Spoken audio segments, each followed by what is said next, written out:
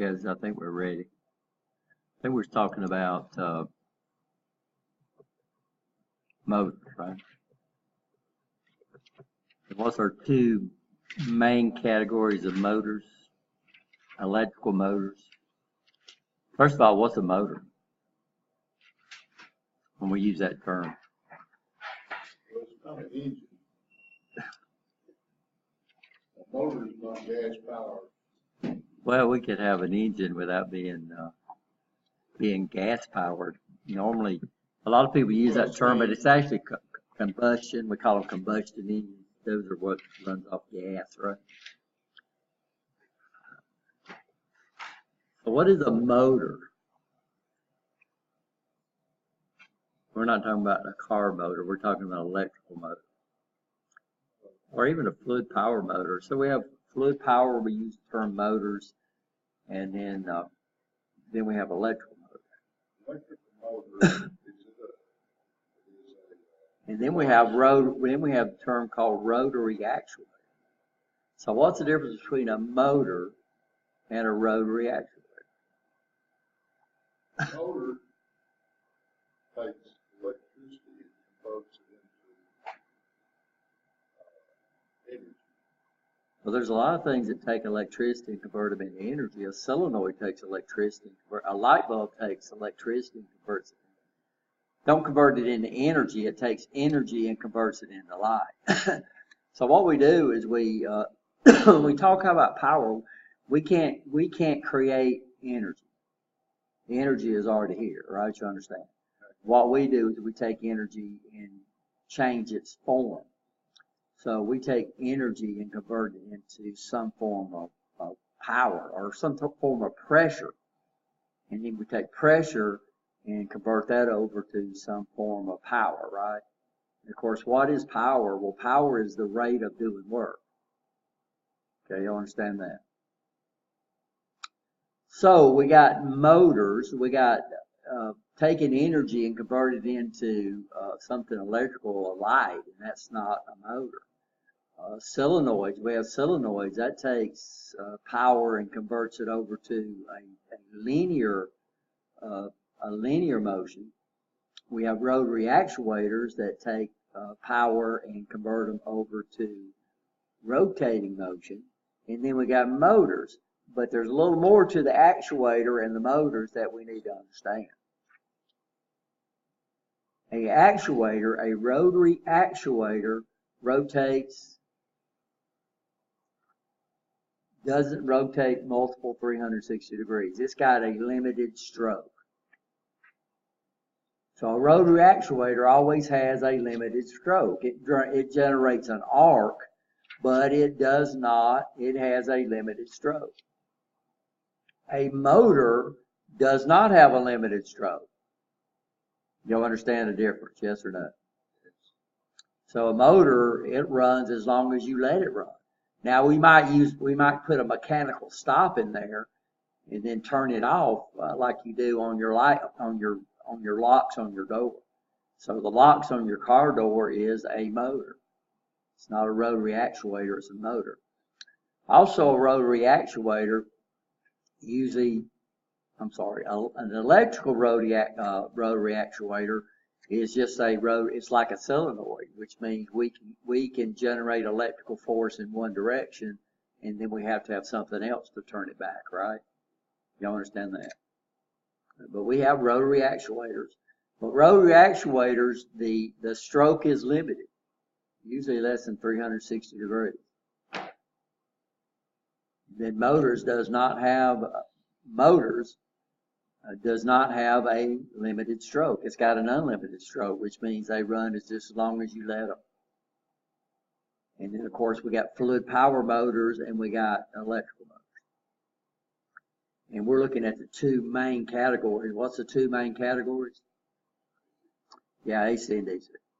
And we were looking at AC. And the first motor we looked at was a motor called a shunt motor.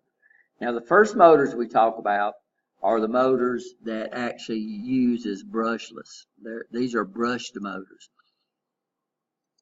So we know that to create motion using a magnetic field, or create electrical motion or rotating motion, then one of your fields has to rotate. And what we do on these brushed motors is we let the armature, when it's spinning, it actually switches the field on the armature. Everybody okay? I understand that. And we have two types. We have what we call a common source, and we have a separately excited. What advantage does a separately excited have over a common source? One big advantage. It's got several. They got brushes. Yeah, the ones we're talking about now have brushes on. Yeah, sure. Well, all of them we're talking about now are brushed. So they got brushes. And we have, in DC motors, we got two broad categories. We got the ones that have brushes and the one that don't. So we got brushless DC motor. One of them's got a name, one of them's called a brushless DC motor. But these motors have brushes, and that's what we do. When we represent the armature, we draw it like this, and this is what's representing the brush. Okay. So what happens is when it spins, the brushes ride on this thing called the commutator. And on this, you can actually see the individual commutator. I'm going to spread this out just for this.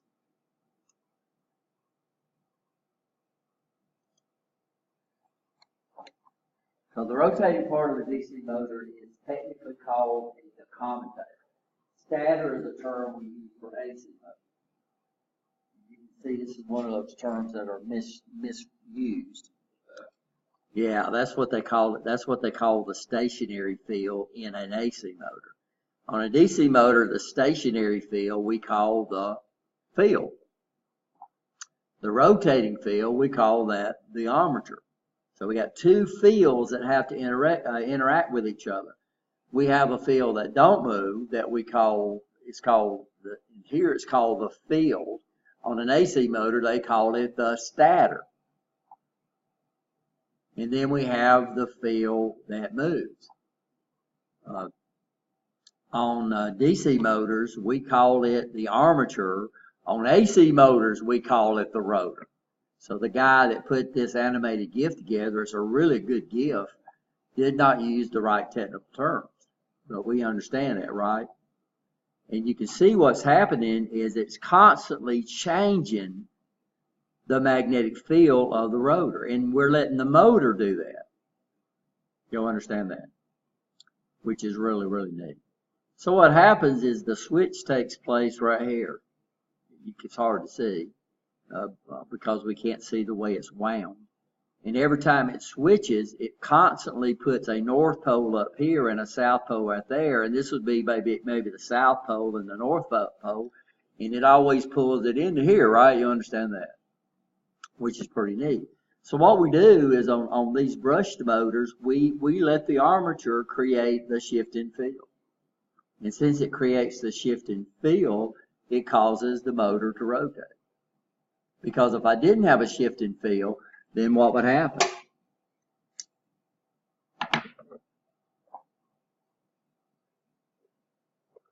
So we're working these two magnets against each other. One of them stationary and one of them moves.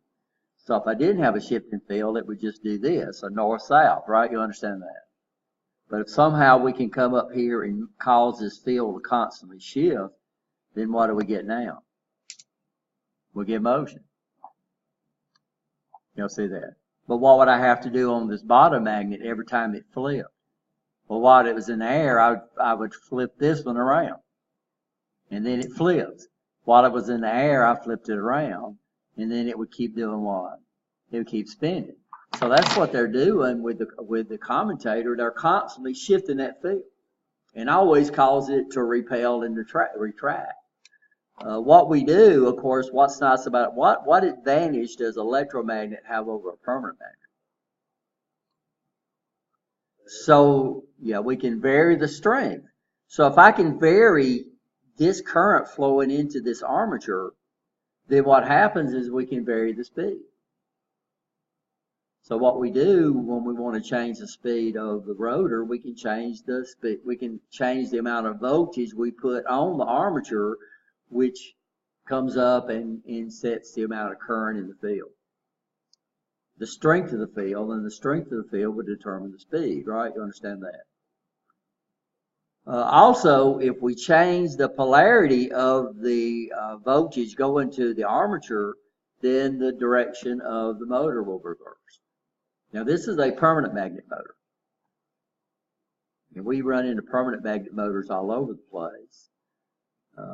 So this would kind of be like a shunt motor, but here the magnetic field is permanent. And these are used in very low horsepower motors. So the motors predominantly in your car are permanent magnet motors. The only one that I know of that's not a permanent magnet motor is your starter.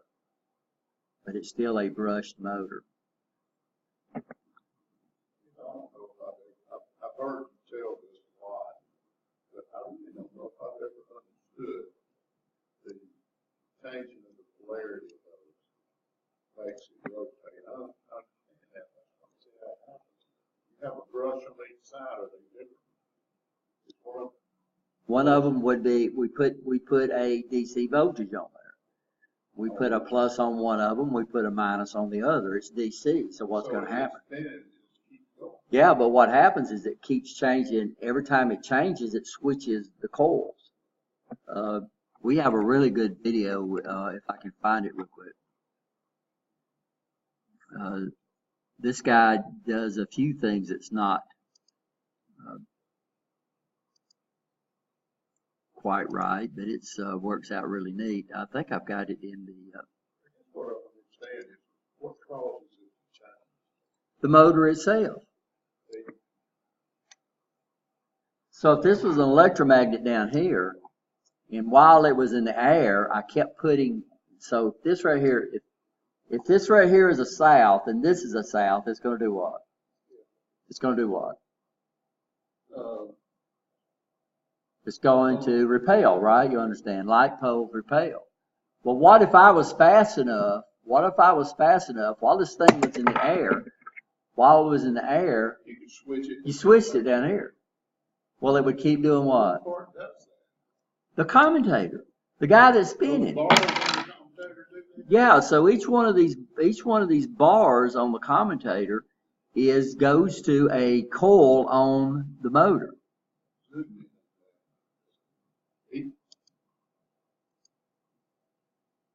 So this is why it's called a commutator, because what it's doing is commutating the polarity. Okay, so the rotator coil. This is called the armature, rotates. Well, that's not, so right now this thing here is switching, right? You understand? And then it gets up to here, when this one rotates around, it puts a plus maybe on this side and a minus on that side. It sends current through that coil. When it sends current through one of the coils, it generates a magnetic field. If we can always make this thing, if we can always make the switch occur at the right spot, and let me find the video real quick, if I can get my... There you got that. You had it all along, didn't you? I'm sorry, guys. I had motor controls. Something's going on with our network here. I don't know, wireless. Y'all just have to... They explain that in motor control? Yeah, actually show y'all this video. Oh, you'll learn. Well, then what we'll do is you could.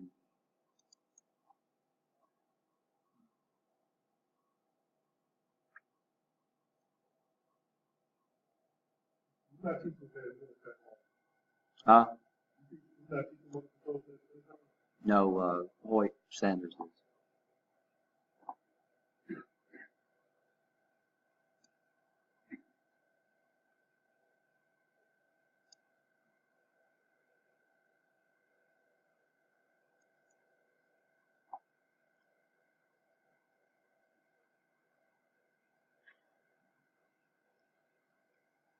This guy's going to do a permanent magnet. This is the Busman DC hours. Okay, so this is it. I'll put this link up on the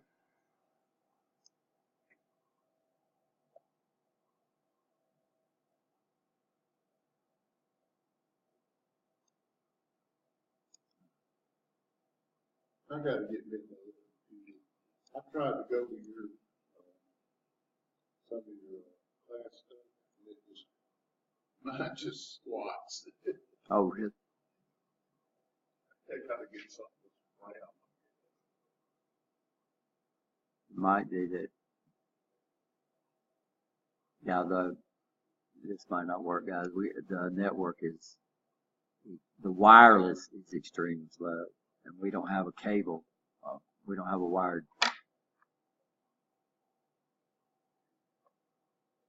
We don't have a network plug in here.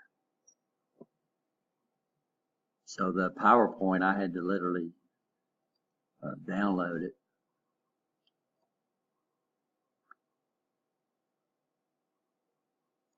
I had a hard time. I don't know if they're doing something weird.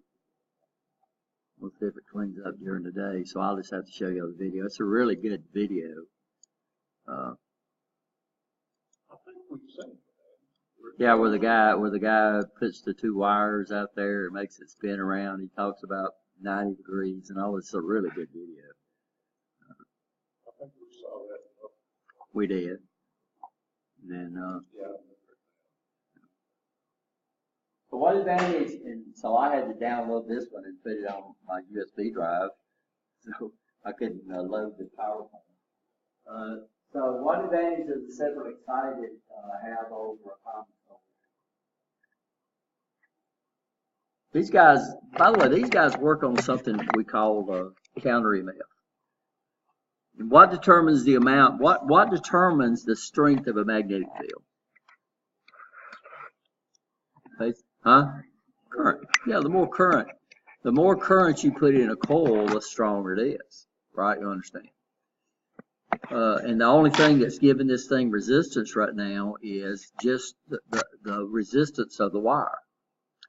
So what happens now, when I produce a current using, when I produce an EMF using a magnetic field, what do we need? We call it an EMF, or what do we need? Using a magnetic field. So I gave y'all a hint. What do we need?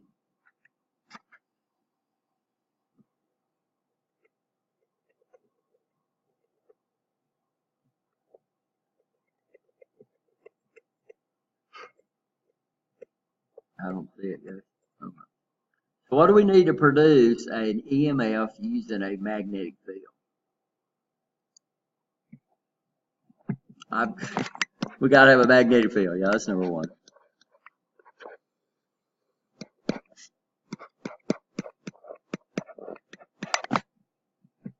What else do we need?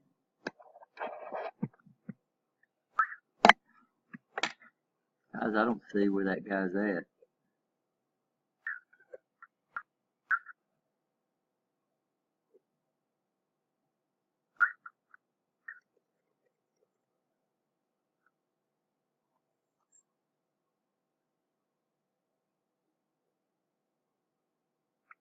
Oh, here he is.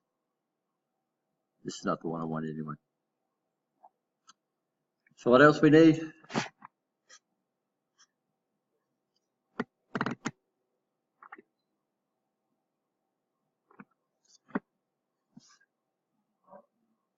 Now that's what we're producing. We're producing a voltage, which is called an electromotive force. So another name of voltage is electromotive force. Okay. So what things do we need? What does Alabama Power use to create voltage? They use a generator. What's required in the generator? What's required? Got to have a magnetic field. Got to have a magnetic field. What else do we need? This is one of those things, don't you? We need a conductor. What's the third thing we got to have? We got to have what we call relative motion.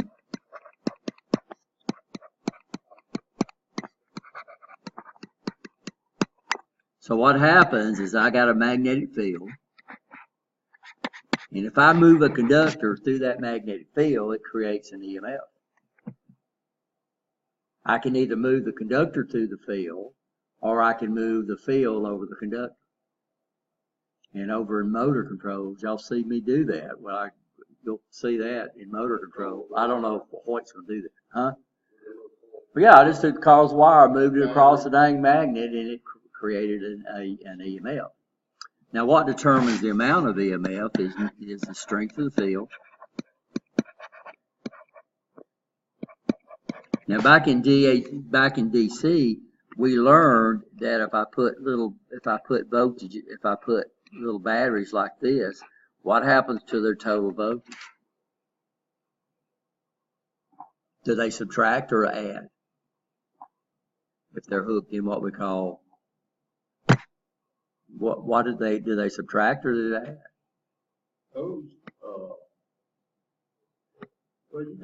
Well, look, I'm pushing current in the same direction. Current is flowing in the same direction. So if all the batteries are pointing in the same direction, they add. You do this all the time. I mean, why do I need two batteries in a remote control? And they're hooked right in behind each other, right? You understand? What are we doing? Are we doing that to increase current or doing it to increase voltage? Voltage. And what advantage does higher voltages have over lower voltage to do work? Why do we use higher voltages instead of low voltages? No, we don't get more work out of it. We pay for power.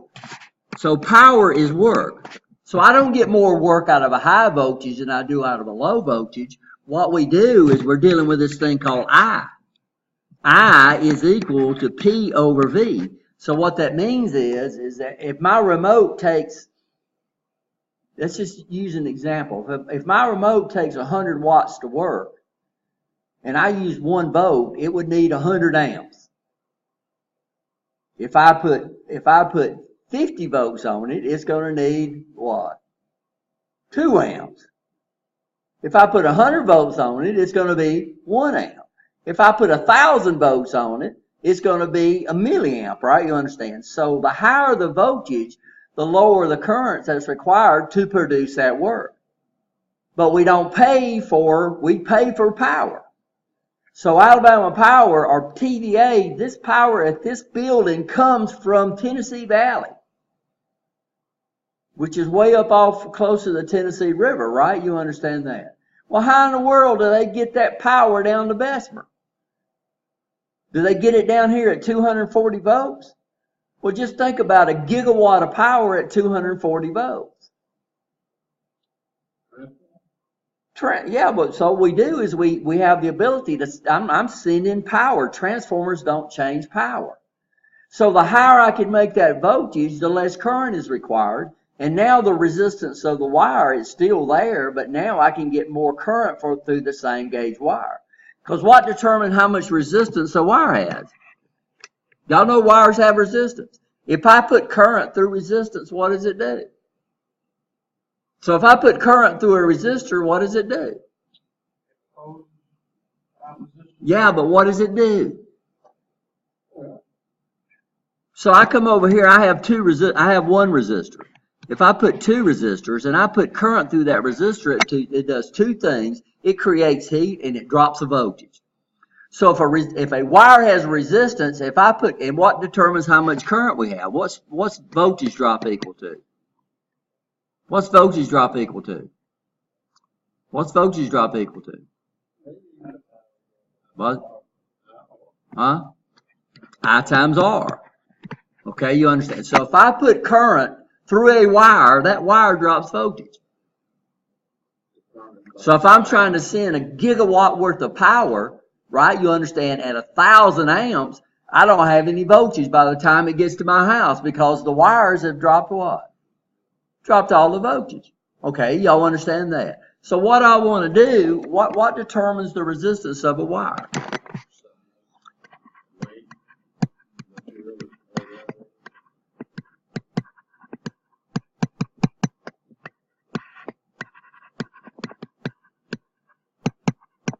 And number 4 is temperature.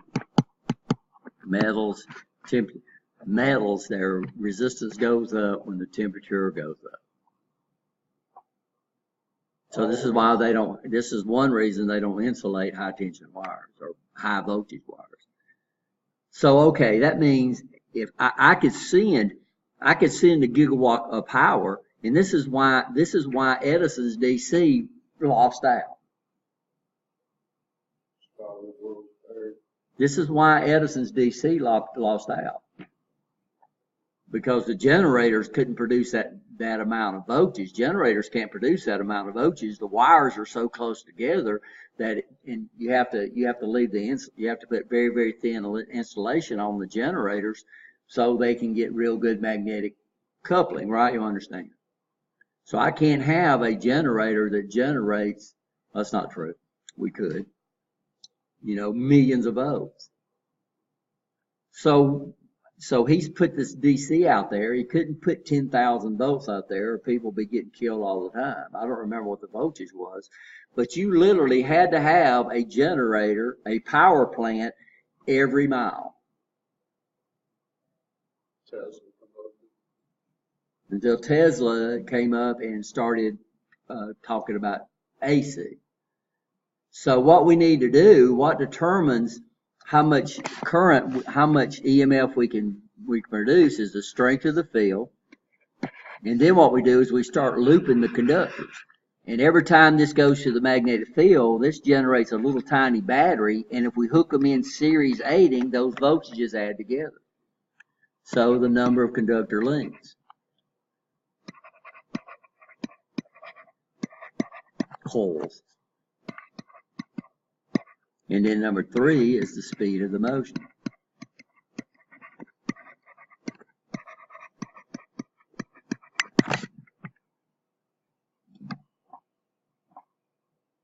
Number of conductor coils and the speed of the motion. And y'all should have already had all this, guys. So this is telling me you're getting learning.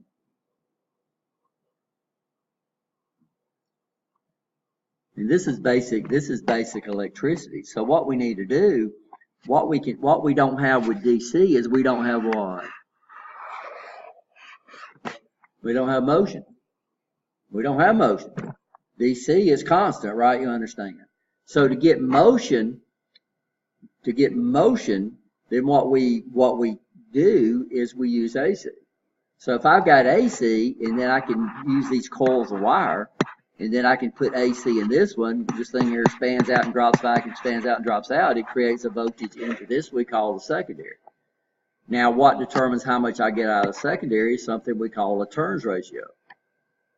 Because we're changing the number of what? Loops. So that means with a transformer, I can step the voltage up, or I can do what? Step it down. What do I step it up for? Well, I step it up. What advantage does high voltage have over low voltage? What advantage does high voltage have over low voltage? Huh? Well, it requires less current to produce the work.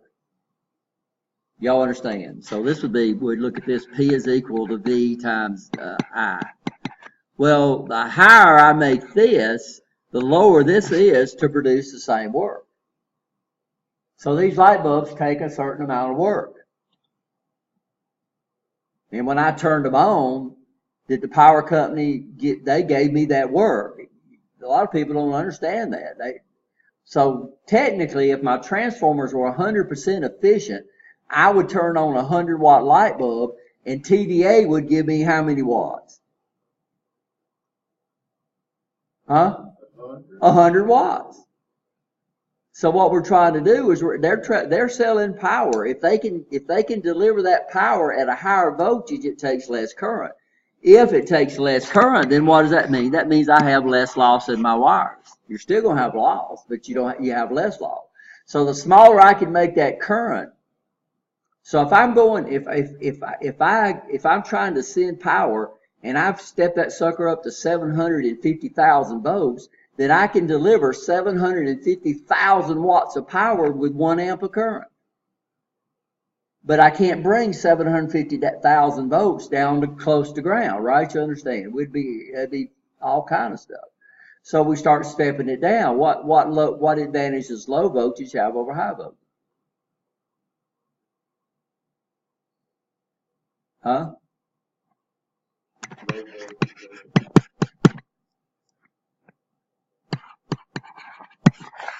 It's what? Safer. So low voltage is safer. That's why, well, they don't put power lines, social line. They don't insulate them. Why don't they insulate power lines? Well, as soon as they insulate it, it would cause, it's like when you wear coats in the summer. I mean in the winter.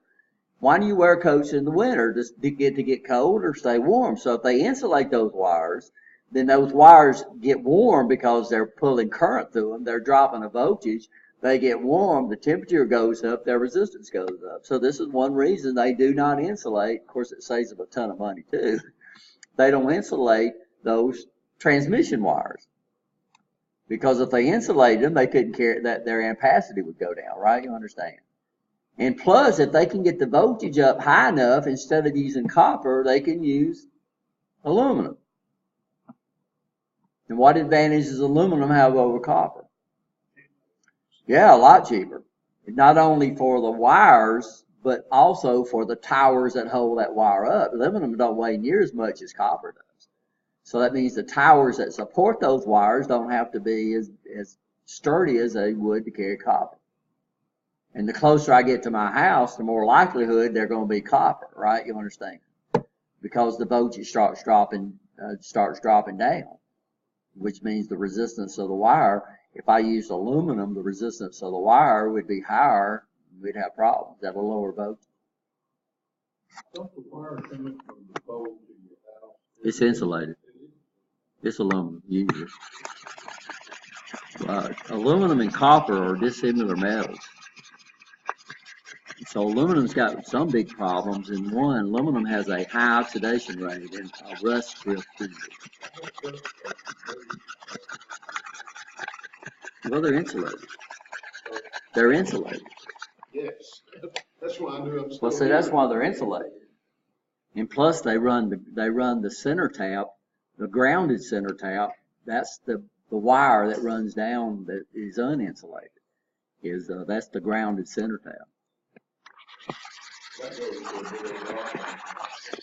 Yes, and it also, there should be a rod over there by the transformer too. So guys, this is taking up a long time. We teaching stuff y'all should already know.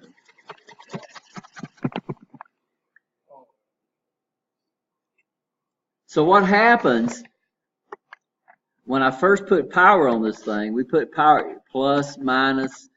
This guy here's got a lot of turns of wire, so it can create a magnetic field. The problem we have with putting DC across a wire is that the only thing that limits the current in that wire is the R of the windings. So this is why in DC motors, that field, if it's an electromagnetic field, it has a lot of turns of small gauge wire.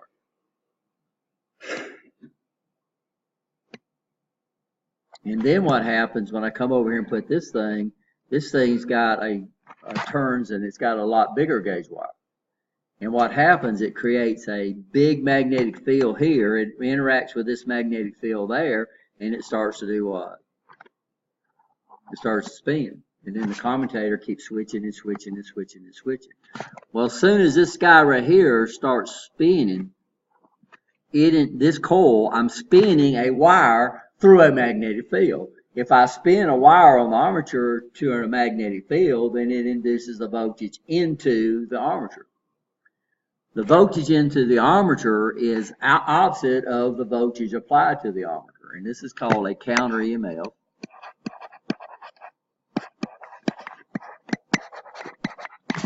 So what happens if I'm putting positive right here, the counter EMF tries to go positive that way. Since these are pointing to each other, they start subtracting from each other, right? You understand?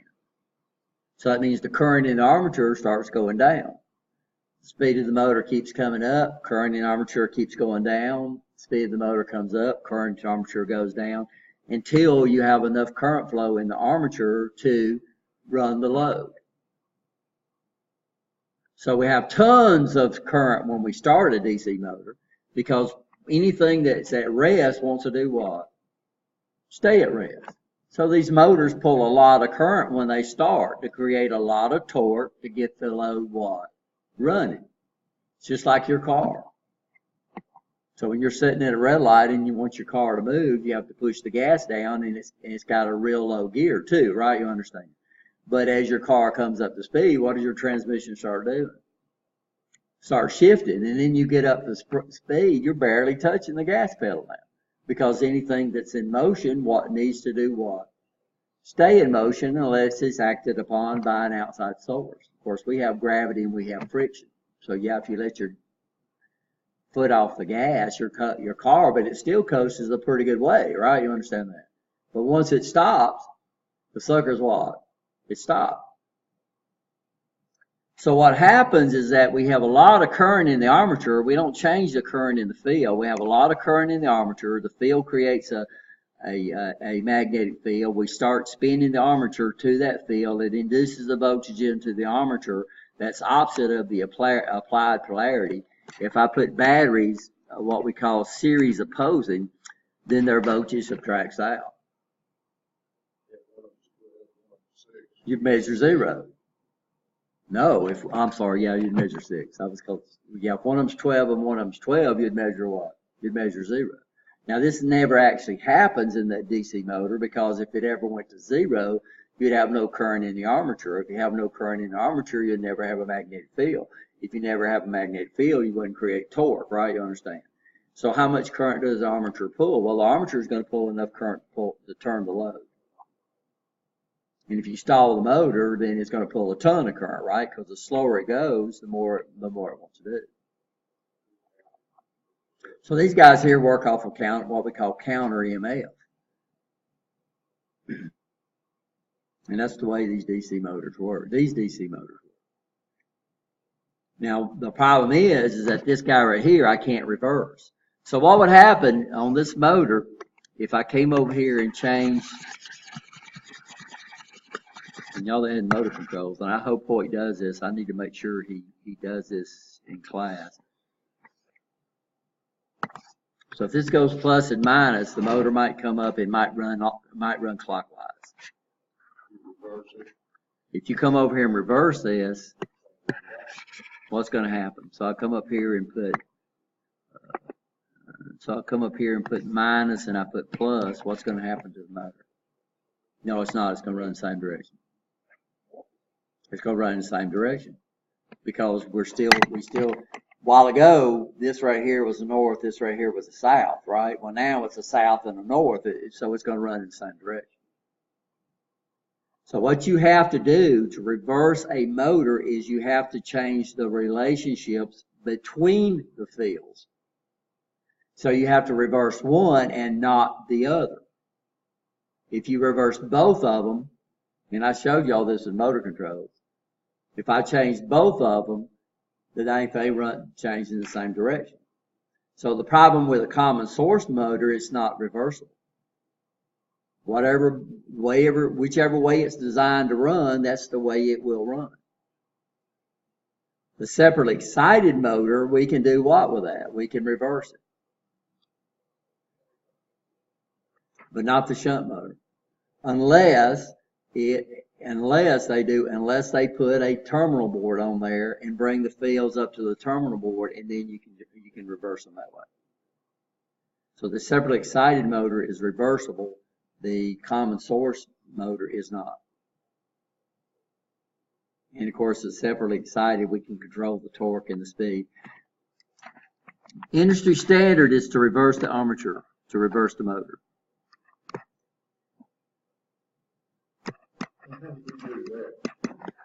We do it with relays, or we do it electronically. You did reversing circuits over there in motor controls. That was one of the main. That was one of the SLA. Well, you could use that same circuit to reverse So normally that we have several ways we can do it. If I'm going to do it's called an H switch. Is I could come up here and I could do this, and I'm going to put my armature in the center. And it got the name H because when I draw it, it looks like the letter H.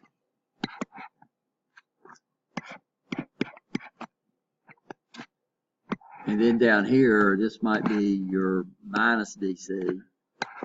And this right here would be your plus DC. And And then what we would do is we would close contacts on, let's say, if I close these two contacts, then the current flow would come up and it would go this direction. So one of them would be called forward and one of them would be called reverse. If I come up here and close these two contacts, I close those two contacts, now it comes up, flows through this direction, and we just change the rotation of the motor. It's called an H. I erased something I shouldn't erase, guys. So this right here, these two right here might be called forward, and then these two right here would be called reverse. Now, forward and reverse on a motor is a relative term. Y'all understand that? It depends on the direction of the load. You know, like, that's what you're doing when you're on an elevator. You're reversing the direction of the motor, but we don't call it forward and reverse. We call it up and down. So forward and reverse is a relative term. We call it an H. Call it an H control. And you see why it's got the name, because if you look in here, it's called what? It's called an H. We could do it electronically. We could do it by switching polarities. It could be done with a single pole double throw switch. And this would still be an H control. But you got to be real careful, because if you put these in the same position, then you'd have a short circuit. In fact, I need to, like I just had.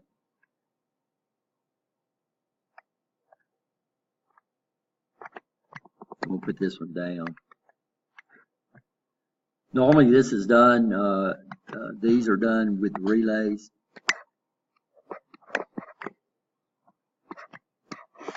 So these would be two single pole double throw relays. You can switch polarities, but normally we like to put a common on a circuit, right? You understand that? These could be transistors, which are, we can use transistors as what we call switches. But switches are, transistors are electronically controlled. Relays are magnetically controlled, right? You understand? We can control, and normally we do the armature, because what happens if the field current goes down, the motor has to spin faster to create the counter EMF, right? You understand that? So what happens is that if we lower the voltage on the field, the speed of the motor goes up. So what would happen if the field opened? Well, if the field opened, there would be enough residual magnetism on the metal that concentrates the field that a shunt motor will run away. So this is why we don't reverse a shunt motor with the armature. A permanent magnet motor, the only thing you got is the armature. So instead of saying, okay, on this motor we would use the armature, on this motor we'd use the field, the best thing to do is just to do what I always do, all your DC motors the same way. So the industry standard for reversing a brushed DC motor is to change the connection on the armature and leave the field alone.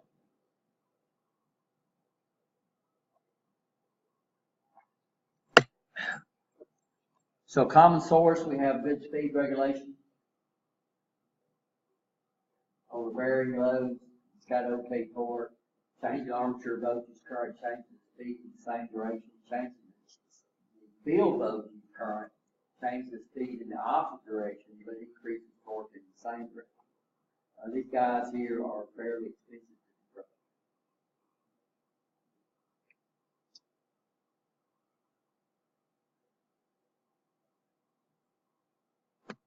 And we'll see if the video works. Permanent magnet motor, we definitely got to change this with the field. These are all the DC motors on both lines are permanent. Your fan motors on your car are permanent magnet motors. Like I said, the only one that's not a permanent magnet motor on your car is your starter.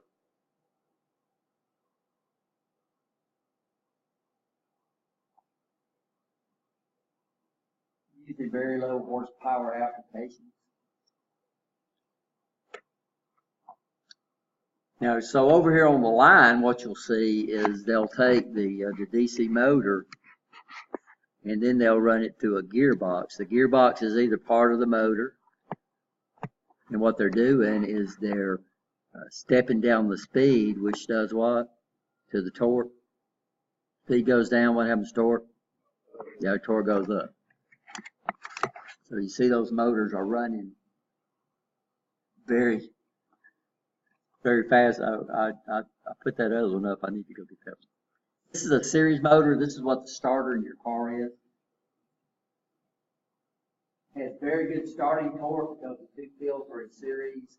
So I come over here and so both of them have very low resistance. So when I first come power on this thing, then not only is this field supporting, it's giving a magnetic field. And notice they have very few loops, so it has a very small R. So you get a lot of current in the series field, you get a lot of current in the armature, you get real strong magnetic fields, creates a bunch of torque. And if the speed starts going up, of course, then this current goes down, series field goes down, which means your torque goes down. But as soon as that motor tries to slow down, torque goes up. So you're out there, your car sitting there cold in the wintertime, your oil's real thick. You go out there and you put that starter, odds are if the battery's good, it's going to do what? It's going to start that car. You got a hand drill. A lot of hand drills use series motors. You know, you spin that thing up in the air, it spins real fast. As soon as you hit your work, it slows down. And by George, that's a series motor. If you let it stall. So great starting torque, very poor speed. This is called a universal motor. In AC, you'll learn something called X of L. Yeah. And what happens is the number of loops in the coil sets what we call the induction, which is the amount of induction the coil represents to AC. If we can make the inductance real low, that means we can put a frequency component on that thing, and then X of L might be manageable enough to run the motor. So most series motors will run off AC or DC. We can't run a shunt motor off of DC because the only resistance this thing has is the length of the wire, right? You understand? So what happens is these motors, that field has a real high L. So if I put it on DC, then what would happen, all you have now is the resistance of the wire, and the motor would burn up, right? Or field would burn up. Over here, we have a real low L, which means I can either put DC or AC, but where we get the resistance is from the motor spinning itself. So these guys are universal motors. So if you got a hand drill, an AC hand drill, odds are it's a series motor. Remember,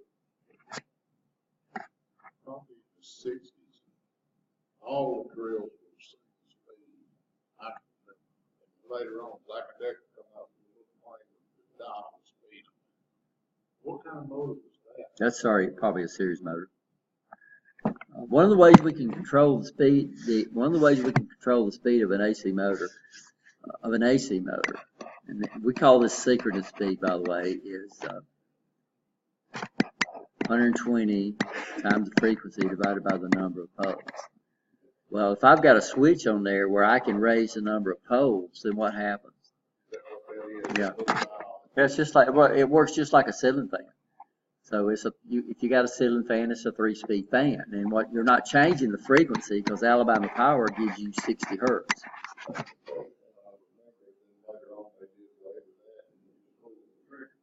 Yeah, but those are electronically controlled.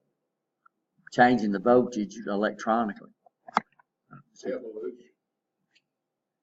It's called a compound motor. A compound motor is a combination of both a shunt shunt motor, a separately excited shunt motor and a series motor.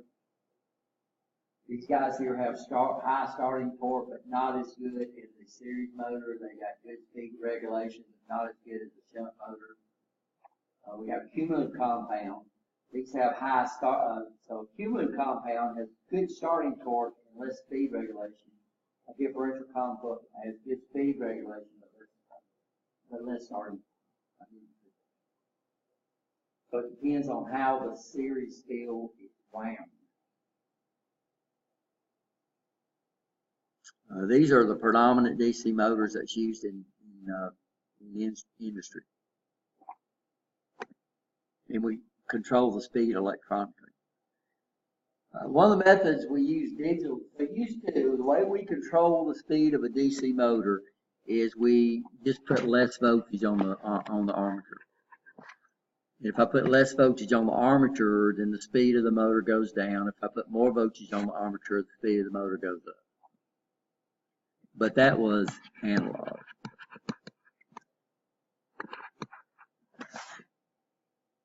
So what we did is we have devices called SCRs. We had transistors and that kind of stuff. The problem with analog, anytime you control something with analog, you have a lot of power loss. So anytime I run current through something that drops a voltage, power is equal to what? Well, that's one. This guy right here, I squared R. Or the other one's just as good. So V times I. So if I run current through something that drops a voltage, it creates heat, right? You understand that? But how much heat do you get out of a wall switch? Why don't a wall switch get hot if it's good? Why don't circuit breakers get hot? But I'm not talking about, I'm talking about why don't a switch get hot? Does a switch convert, does a switch conduct an I? It don't. Does a switch conduct an I? So if I come over here, normally we put switches in series, and then I have a resistor, and then I come over here and have a DC voltage source. Is the switch conducting an I? Is there an I flowing through the switch? Gotta be. Well, why don't the switch get hot? It's not got any resistance. And well, if it don't have any resistance, it don't do what? V is equal to I times R. Well, if it don't have any resistance, it don't drop a what? It don't drop a voltage. So it don't drop a voltage. And then why does all the voltage appear across it when we open it?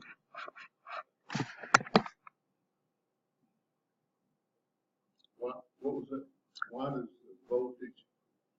Why does all the voltage appear? Why do we measure the source voltage across a switch when it's open? When it's open? If you did it the other way, you might have your machine. No, you're not asking me. Why does all the voltage appear across the switch when it's open?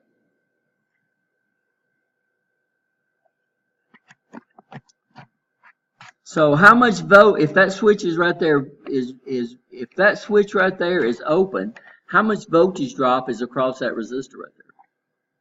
If the switch is open? None. Yeah, because V is equal to I times R. What I do we have? We have 0. And I don't care how big that resistor is. If I have 0 current, a resistor drops no voltage. Well, if it drops no voltage, then that minus goes right through that resistor, does not drop a voltage, and that minus ends up right there. Well, there's the positive right there. That positive ends up right there. So if I put my meter across there, it measures the source voltage. It's 12 or 100 or whatever.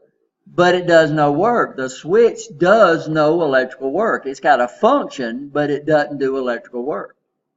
So if I can come up with a device where I can switch it off and switch it on, switch it off, switch it on, switch it off, switch it on, switch it off, switch it on, then there's not going to be any power dissipated by that device. You'll understand that? If you switch it off, Yeah, I can go over there all day and I can sit there on that switch and I can flip it, flip, flip, flip. I can put and I feel the switch don't get hot. Why don't it get hot? Well, when it's conducting, it has no R, right? You understand. When it's not conducting, there's no current flow.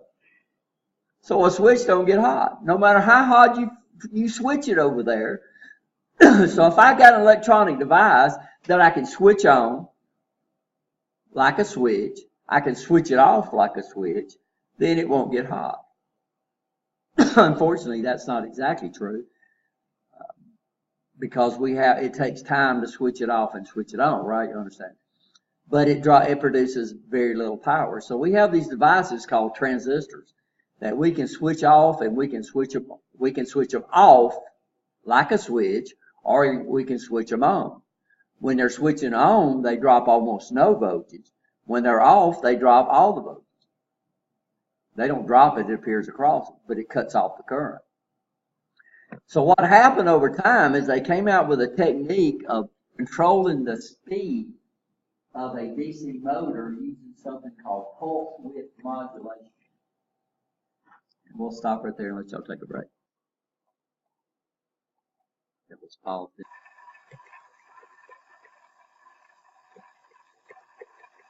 So what we're doing with this chip is what we got is like this.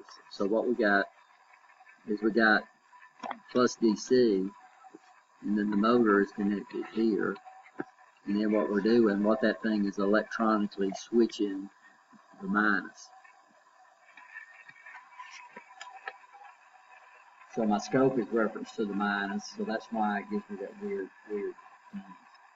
So every time it goes up, the motor is actually turned off, and every time it goes down, the motor is turned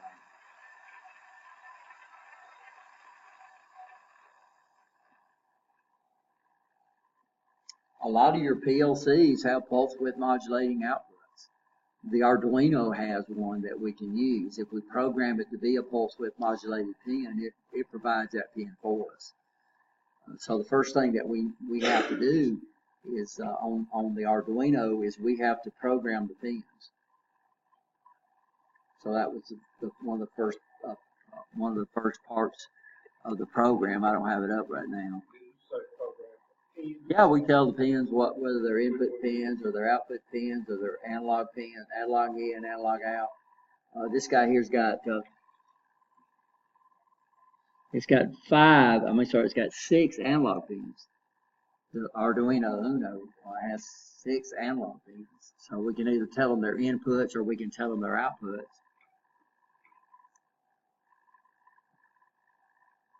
So here we frequency out.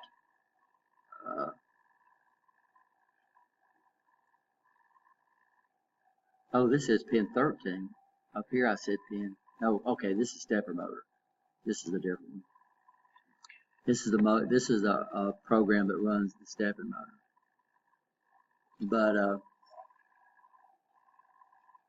But so one of the first things we do is program the pin. And so the pins are either input pins or output pins, or I/O pins, or pulse width modulating pins. So there's a lot of different things you can do with this guy.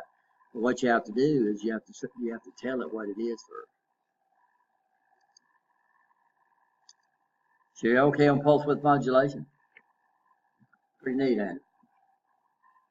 And this is one of the most popular ways used now to control DC motors.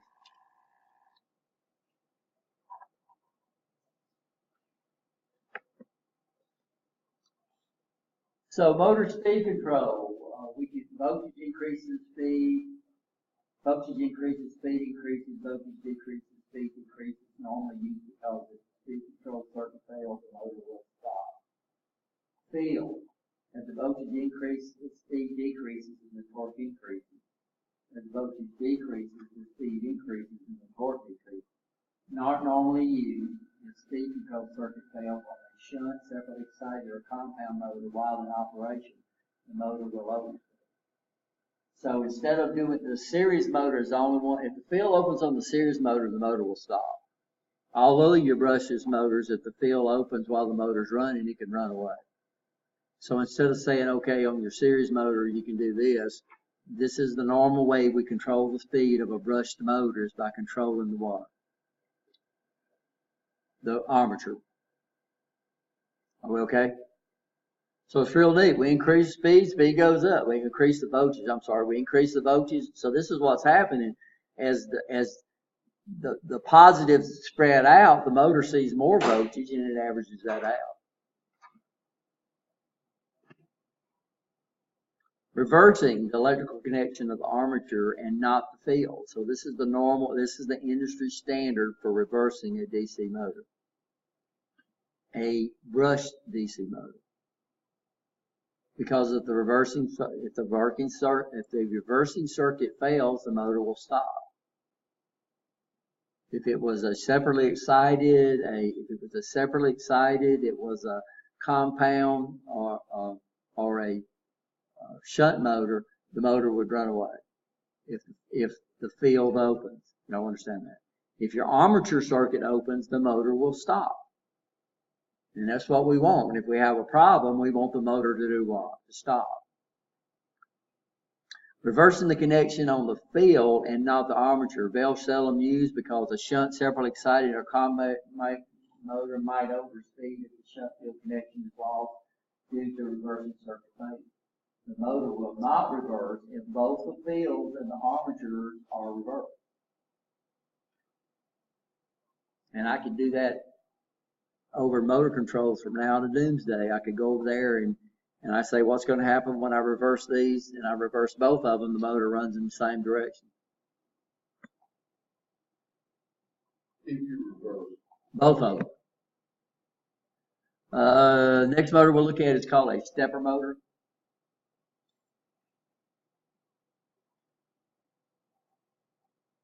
The advantage is easy to electronically control, lower torque or size ratio. Digital control motor that rotates in precise steps. Step size is usually specified in degrees or steps per revolution. Uses a permanent magnet rotor, so the rotor itself is permanent magnet. And then what we do is we really literally just switch the field.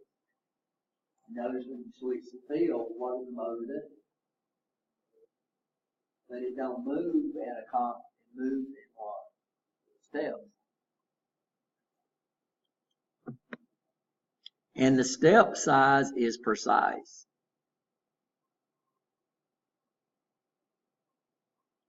So that means the little stepping motor that we got is not a very good one, but it's only a 24-step motor. So it does a complete revolution in 24 steps. And how many degrees? And so step size. Yeah, we're going to divide 360 by 24. And what does that give me? It gives me 15 degrees. So no matter, whatever I have hooked to this motor, every time I step it, it's going to move 15 degrees. So a 200-step motor, that's going to be 360 divided by 200. What's that going to be?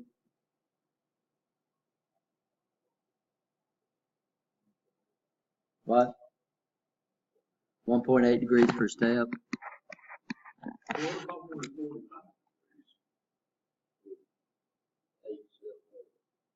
With an 8-step motor, I would send 3 steps into it. It's a motor. So, right. So what I'm doing is a step would be this.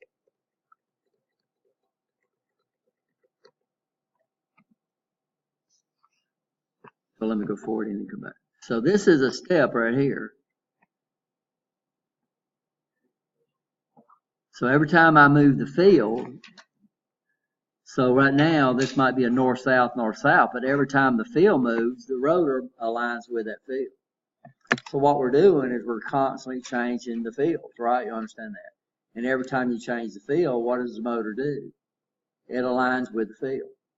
So the spacing between your field and the number of poles you have on your stepping motor would depend on the step size. We got a stepping motor over there. I'll go get it. A big one. On the carousel. Yeah, that's a stepping motor on the carousel. I don't know how many steps it is, but it's a lot.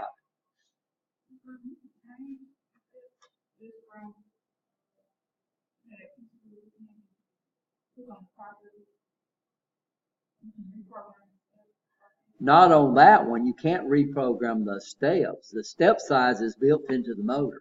You cannot reprogram the step size. But if I wanted it to move 45 degrees on this motor right here, it's 15 degrees per step. So let's say I wanted it to move 45 degrees. Well, what I would do is the number of steps would be equal to what? So I'd say, okay, the number of steps would equal to what? I want to go 45 degrees and it's 15 degrees up per step. So if I send it 3 steps, it's going to move 45 degrees. But we can control that. We control the number of steps. We don't control the step size. So what that controller's doing is we send a command, it's programmed in there that says, okay, when this goes true, move 45 degrees. And I don't care how many steps that is, that's built into the controller. It will send enough steps to move it 45 degrees. I don't see the number of steps. I might hear the motor go like that, right? You understand, when we're sending it those steps. But I can do that on that one. That's got a built-in controller. Design a motor for the steps you need, or by the resolution you need. And they don't show this, but we can do what we call a micro step, which means, let's say I leave this one active and then I activate this one at the same time. Well, what you do is these two things combine, and the strong magnetic field is out here in the center. So we call them half steps. So if the controller can do a half step, then I've got 200 steps. Now all of a sudden I got 400 steps, right? You understand? So now my step size, instead of being 1.8, it's 9/10 of a degree per step. So these guys, all I got to do is start this sucker from a start. So stepping motors, if we're not going to use feedback on them, these are usually used open loop. Then all I got to do is start it from a known position. If I can start it from a known position, then I can send it steps, and it'll move a certain rotation per step. So that's what you do. If I go over and turn on that carousel, it runs a program to orient itself. So we can stop it anyway, and you'll watch it. It'll start moving real slow until it finds that inductive sensor over there. And then when it finds that inductive sensor, it knows where it's at, and now it knows where it's at. Then it's very precise, right? You understand that? But it's got to find itself. So this is a little stepping motor. These guys right here are not very expensive. And so we got 2 programs that I want to show you. The first one is I'm going to send it a number of steps. I'm going to make sure it's going to work. It looks like I've lost something.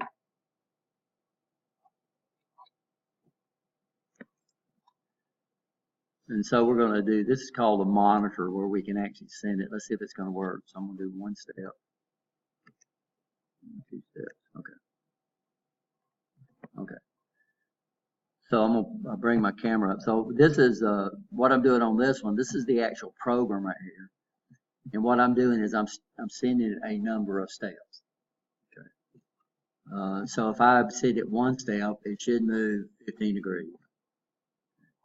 If I send it 3 steps, it should move 45. So what I'm going to do is I'm going to align it on something so we can. And I've got a piece of tape on it. I need to.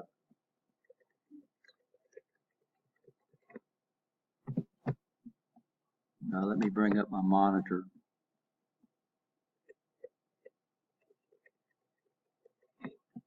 And what I'm going to do is I'm going to minimize this. So that's the actual program. So there's a stepping motor. It was a stepping motor.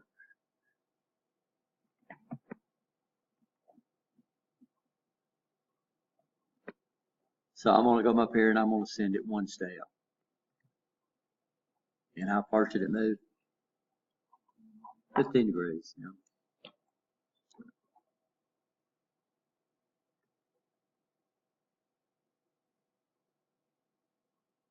1, 2, 3, 4, 5, 6, 7, 8, 9, 10, 11, 12, 13, 14, 15, 16, 17, 18, 19, 20, 21, 22, 23, 24. So if I set it 24 steps, it should make one revolution, right?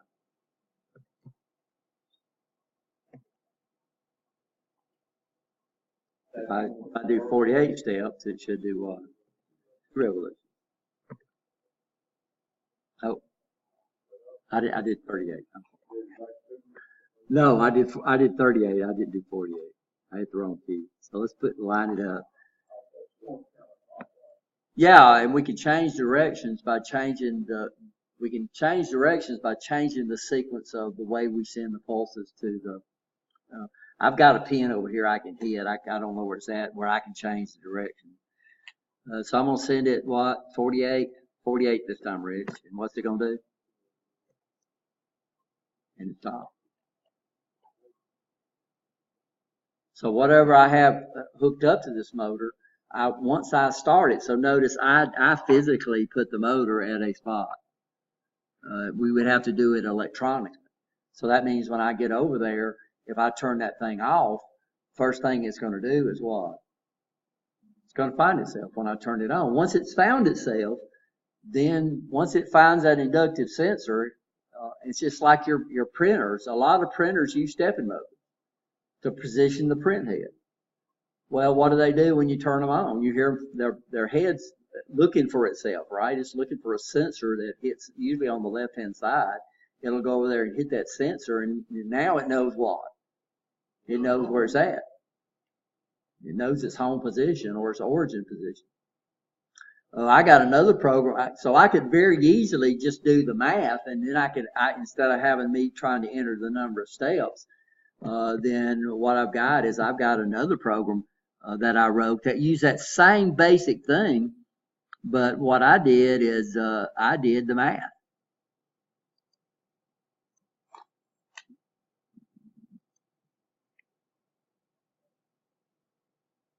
I can't see it. I don't know where it's at.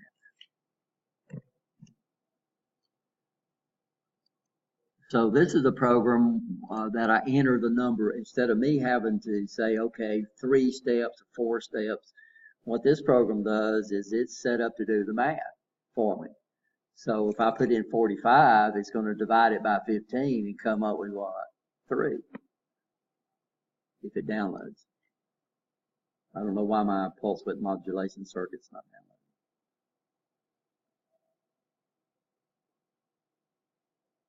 It's just another way to do it. Yeah, but I'm letting. So this is what's going over there. It sends a signal, says I want to move 90 degrees. Well, the program does the math, right? You understand that, or the controller does the math and says, okay, 45 degrees might be 50 steps, and then it'll send it 50 steps. There's no feedback because it knows once it finds itself, what? Then it knows 50 steps is equal to what? To 45 degrees. Of course, here I'll have to do, and this one rounds it, so it did fine. So now what happens here is I can come up here and I can say 45. I'm going to put the camera up in a minute, make sure it's working. So I should be able to say, 360 degrees, and it hopefully 360 degrees, 360 degrees, and hopefully it makes one revolution. Okay, so it's working.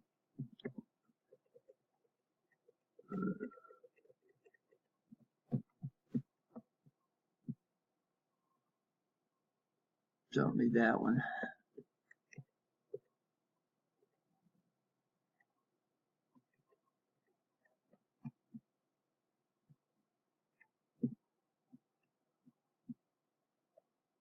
So now I could come up and I can say 45 degrees and it should move to that. But all the program now is doing the math for me. So a while ago I said, okay, I want it to go. But what we would do now is my program don't do that, would keep up with the location, right? You understand? So mine, it don't know it's at 50, the program does not know it's at 45 degrees. So if I enter 45 degrees again, it's just going to go 45 degrees. It's just going to do what? 45 degrees.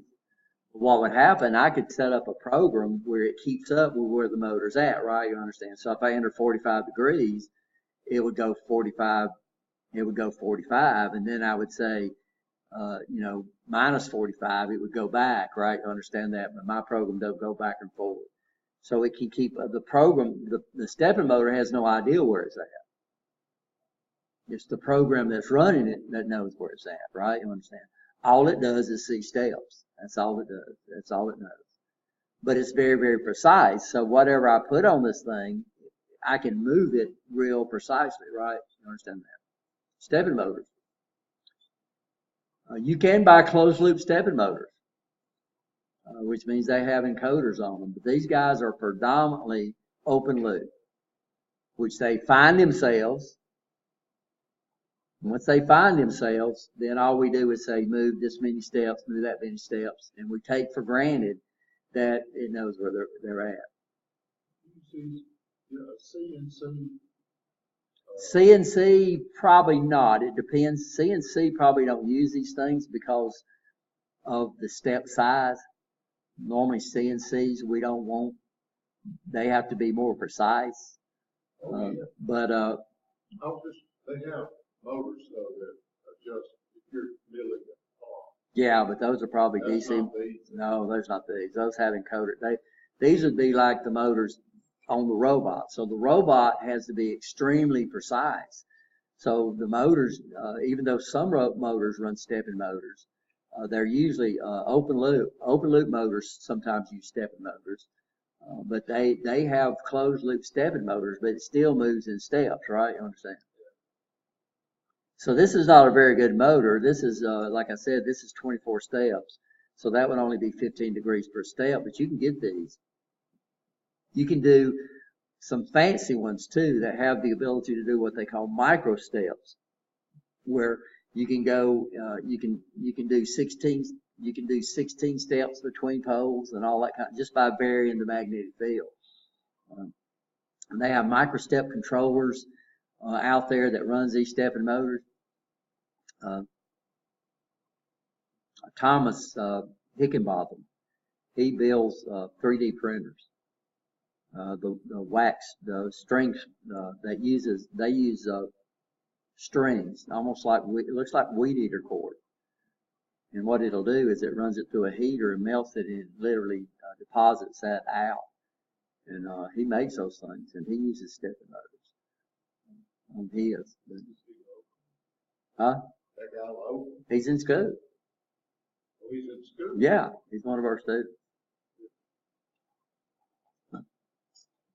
I can't remember if he was in your motor control class or not. He just took motor controls here lately. Is that real young guy? Real young guy. Kind of slim. Yeah, that's Wesley. So y'all okay with stepping motors? This is a brushless motor. Now, what advantage does a brushless motor have over a brushed motor? Less maintenance. Yeah, a lot less maintenance. But brushed motors are very electrically noisy, because every time that commutator switches, the first transmitters that transmitted RF was what they call spark gap transmitters, which means they literally transmitted like spark plugs. Used to, radios in cars had a really, really bad time because they picked up those spark plugs. Those spark plugs generate, anytime you generate electric arc, it creates a lot of electromagnetic interference. Yeah, you could hear your radio, your car was running, your radio would be with the spark plugs. Of course, now they use what they call resistive wires, which basically impedes the spark a little bit and keeps it from generating all that noise. Well, they put filters on your radio, but then they put resistive wires. So those wires literally have resistance. And what it does is it spreads the arc out. So instead of it being a real pop, it's spread out and it don't. Huh? That wasn't prevalent all the time. Usually if the motor was running, it was. It just don't matter no more. No, it don't matter. At first they built those filters into your power supply. And used to you could buy a filter that you would put on your power line and then would help filter that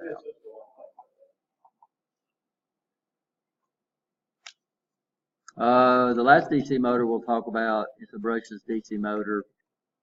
It's called this is half step. Can you see how they do this? Of course, your electronic circuit. You have to understand stepper motors are electronically controlled. You use the permanent magnet, and then what they do is you electronically switch the field, which causes the motor to do when it rotates, but it rotates in step. This motor right here, they're half step. I mean, if it's half steps, then you get twice as many steps that the motor's rated at, right?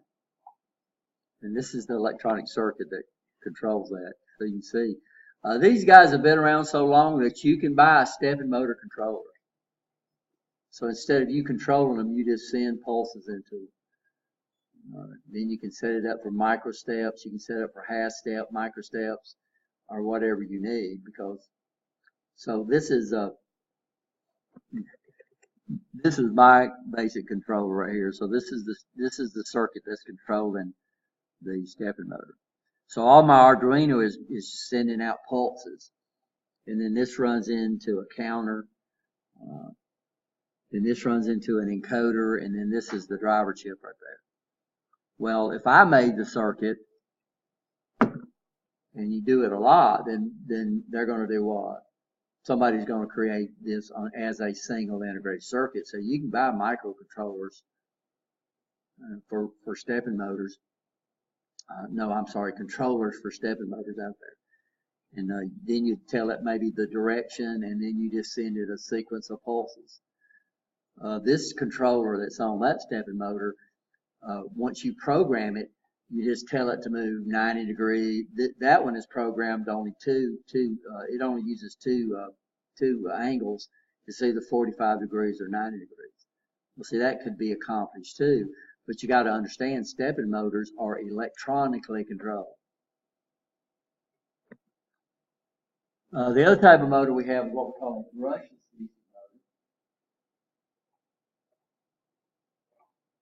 And I've got this drive taken apart where you can see this. Now this is kind of strange because the permanent magnet is the rotor. And the rotating field is actually in the center of the motor. And it's kind of using the same feature as a stepping motor, but these are not moving in steps, they're actually moving in a smooth rotation. So when these move in a smooth rotation, it causes the rotor, the permanent magnet rotor, which is on the outside, to move around. That looks like an alternator on the sport. Well, the alternator, even the alternator on a motorcycle is, this outside is not spinning, the inside is. Yeah. Most of the time on an alternator, they spin the magnetic field, because you don't want to take your high current off of something that's spinning. Well, the center part on the stator is stationary, and the outside is spinning. Okay. And then you got magnets mounted I had to replace the alternator on my Honda Shadow, but I never had any problems with the one on. Well, we used to race them, we would take those things apart, knock the magnets off, but we didn't use that. Yeah, like drag racers. But it was a rotating. Yeah, dragsters usually don't have alternators on them either. Are we okay?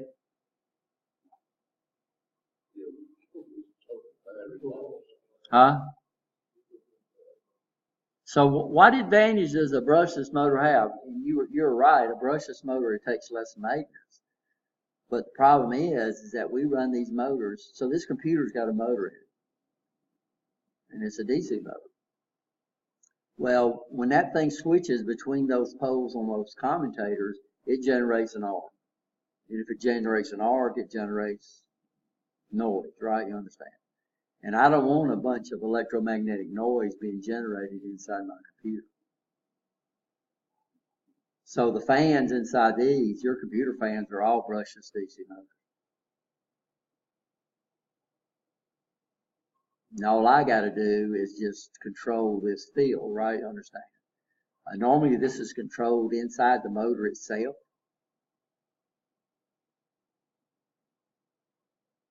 Electronically, but these are similar to a stepping motor, but the rotor does not what? Step. Or the rotor, I'm sure. I shouldn't say rotor. So the magnetic field does not move in steps. Rotor is a circular magnet mounted on the outside.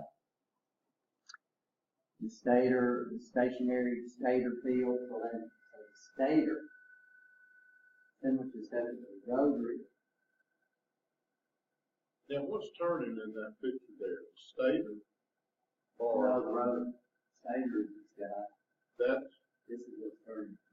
Okay. Well, when I was talking about my bike, it had magnets glued to the inside of that. There was a gap there. Oh, is that what you're representing? Is that magnets?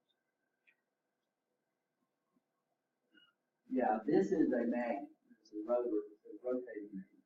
So you get several north and south fields around here depending on how this is created. Yeah, but the magnets are like glue or something. No, it is a round magnet. I'll have to find That's okay. No, we got one we took apart last semester. I was looking for it. I don't know where it's at. I was just trying to clear it up. But they can, there was a company,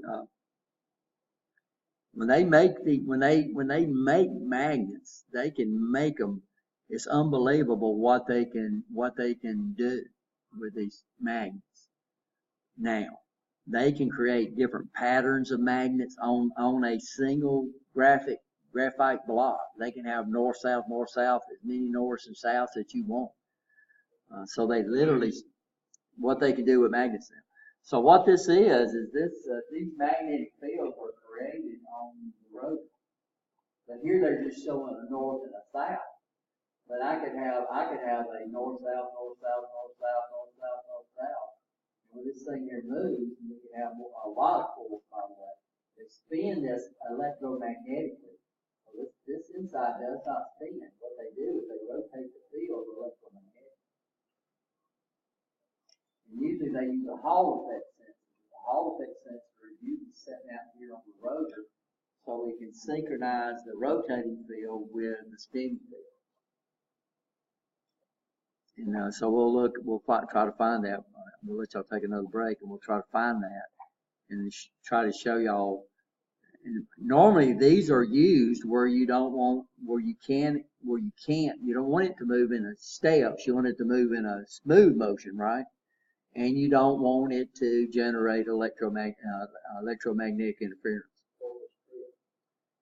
Some cordless drills are going to brushless motors.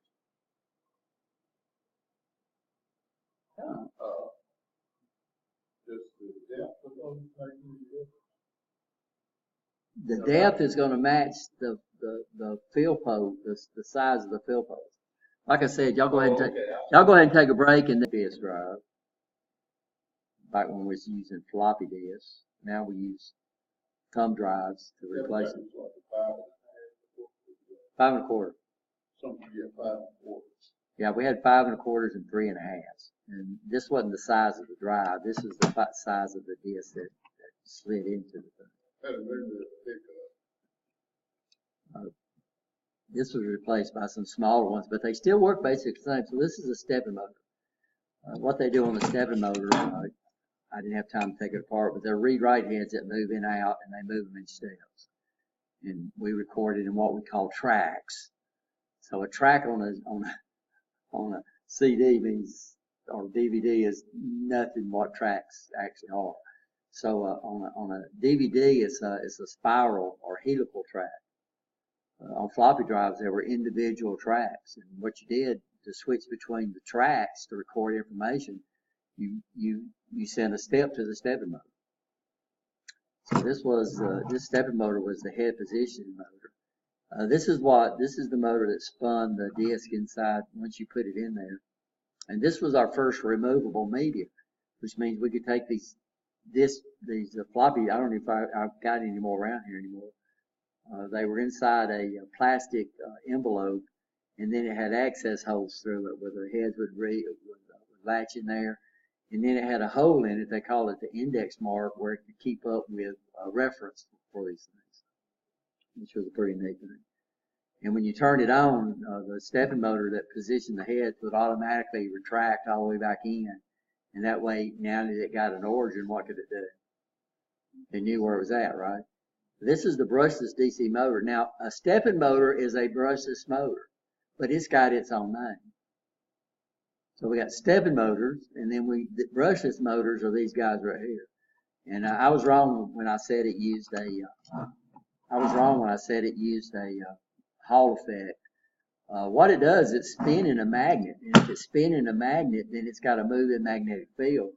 So what it's doing, it's literally inducing voltages into this ring around here, and this is where it kept up with the location of the speed and everything was by this sensor around the outside. But basically, all they did was just do, all the electronics did was what?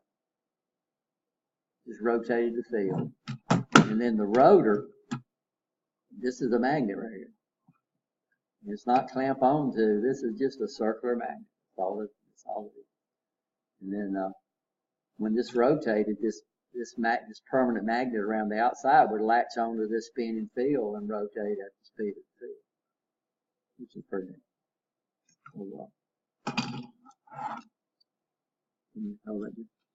Let's pass around each other.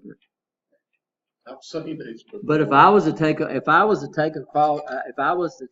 apart a magnetic hard drive, like my 2 terabyte drives over there, it's going to use the brushless DC motor because those drives are inside the computer. And you don't want something that's dealing with ones and zeros to pick up ones and zeros off electromagnetic induction, right? So all the motors inside your computer are going to be these brushless motors. All your fan motors, if you got hard drives inside there, we call them hard drives, they're going to be brushless DC motors. So the big advantage of a brushless DC motor is that it don't generate any electromagnetic interference. Used primarily in computers or even controllers. So again, Primarily used in computers. but it don't generate heat. Doesn't generate EMI. We can't prevent it from generating heat. EML. No, EMI. Electromagnetic interference.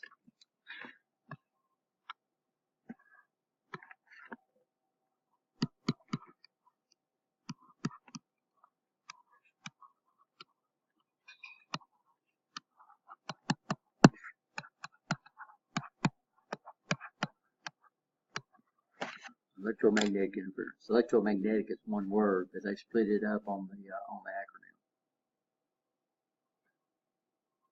Oh, these on the handout, I made the slides. Yeah, I didn't define EMI is in the glossary.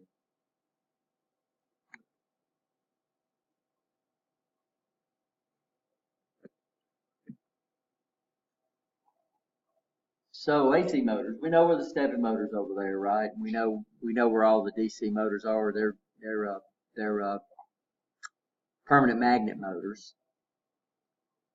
And then of course they produce very little torque, but they can run, if we run them through a gearbox, they can do pretty good on the gearbox side of it. So these are our AC motors. We have single phase motors, and then the types, fast to start, fast to run, split phase, shaded phase. Then we have three phase motors, Y, delta, delta Y, wound rotor, and synchronous motors. So we can get synchronous motors in either single phase or three phase. Now most of these motors are what we refer to as induction motors. So all these right here are induction motors.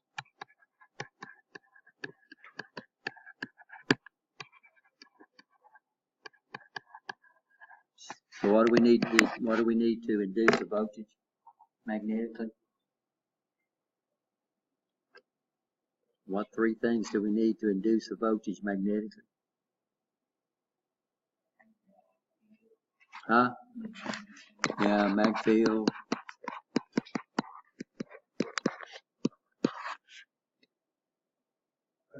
Conductor.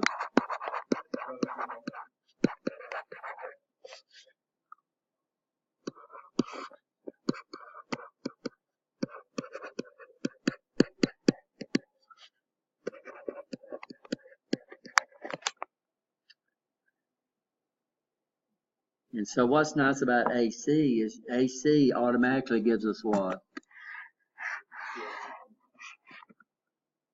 AC gives us relative motion. So what that means is that I can come over here and generate an AC magnetic field, which means the north-south, north-south, north-south is automatically. And then if I've got a conductor coil inside this thing,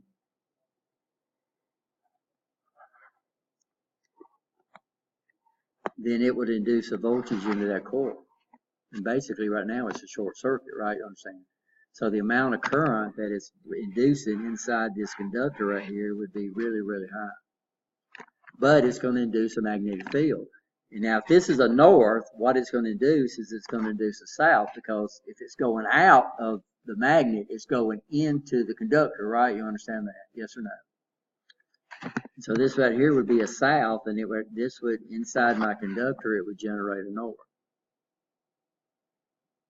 which would cause it to do nothing, right? So if this went to north, if this went to south, then this would go to north. If this goes to north, and that right there would go south. So right now, if I didn't do anything, the motor would put a lot of current because it's running into a shorted secondary, but it would just sit there and hum it. Because one of these fields is not moving, right? You understand? So to cause the motor to rotate, I've got to cause one of these fields to move. If I don't cause one of these fields to move, if I'm just going north, south, north, south, north, south, right? You understand? Yes or no? So yeah. So if this is a north, what's it going to induce into that wire when it goes out? So here, if the field's going out, it's going to go into that one and introduce the south. They're unlike poles. What would they do? They would attract, right? You understand? This other side is wound, so it'll get a south. So these two things are wound together. And then this comes down right here and winds around this. It's wound in the opposite direction always.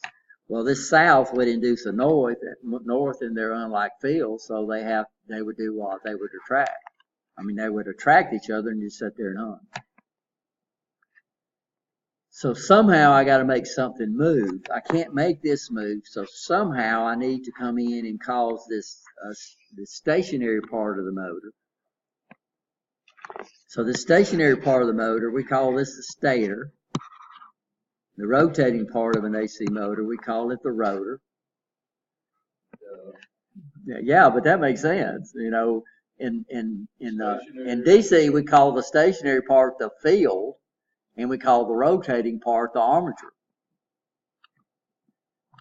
And of course, some people that don't don't know, they'll call the stationary part of a DC motor the stator. And it don't hurt me, but it's not the right terminology, right? So what we need to do is somehow we need to put another field over here. And then I need to make that field, I need to make it shift from this field to that field. Right? You understand? Now, when you get into AC, some of y'all have already had AC, some of y'all hadn't. When you get into AC, what you're going to find out, we've got devices that automatically cause a phase shift, called capacitors and inductors.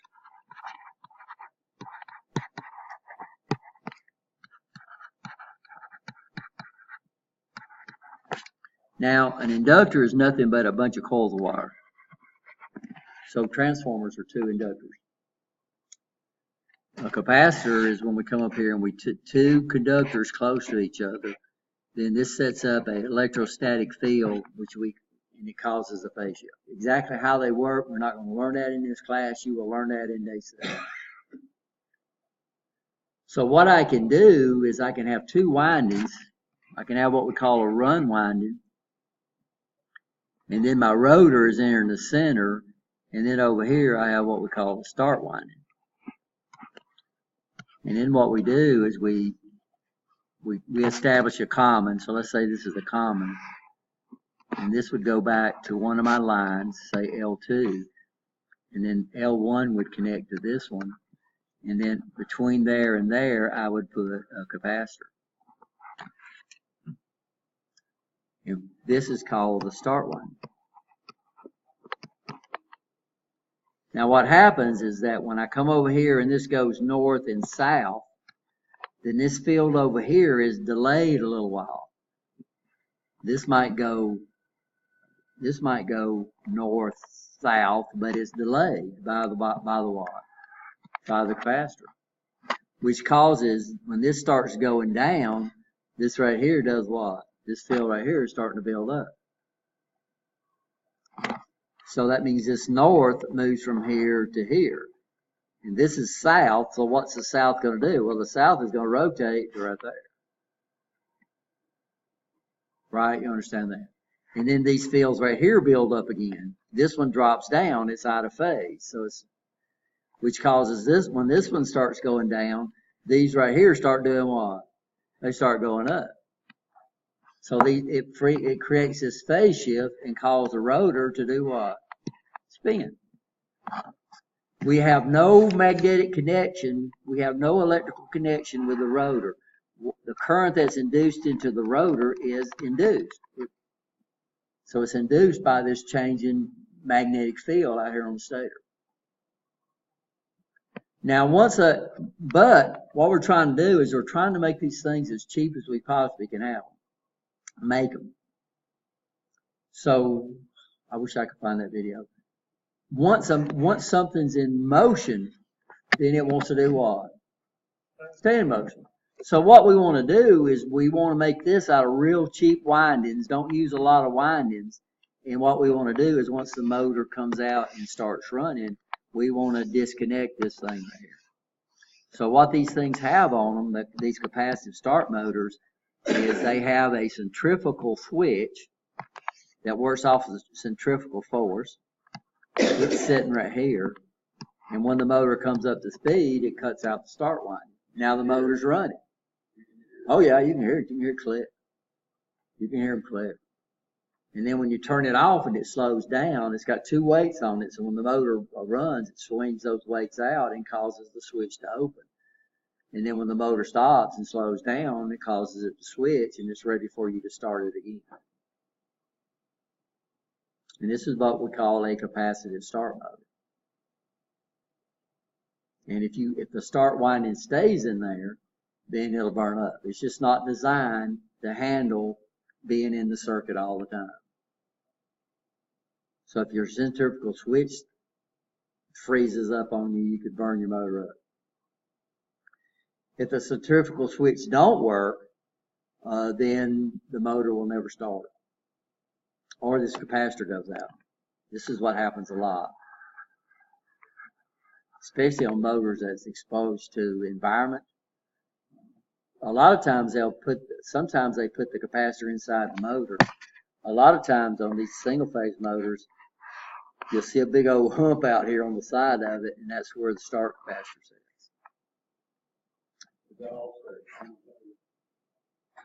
No, these guys don't have a commutator. A commutator is only on a DC motor.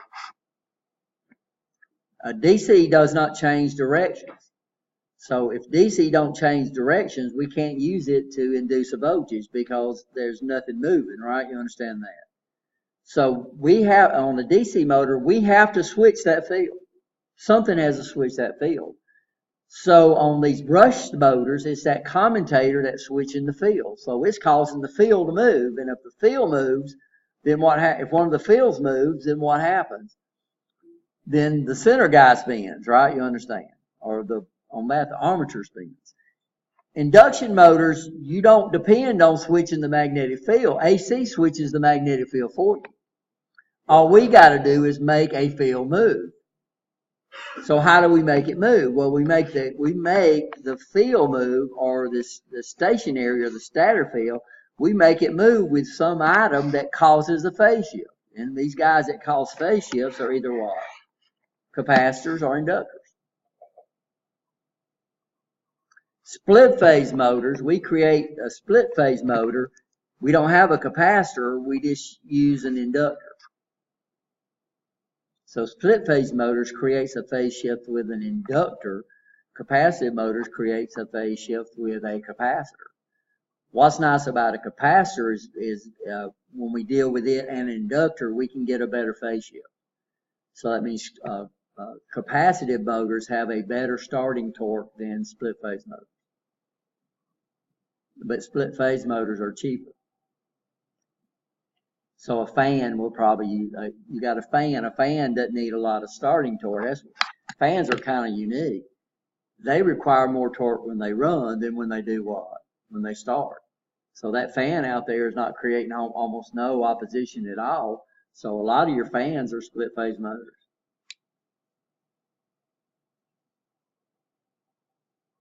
Now we call them capacitive run motors.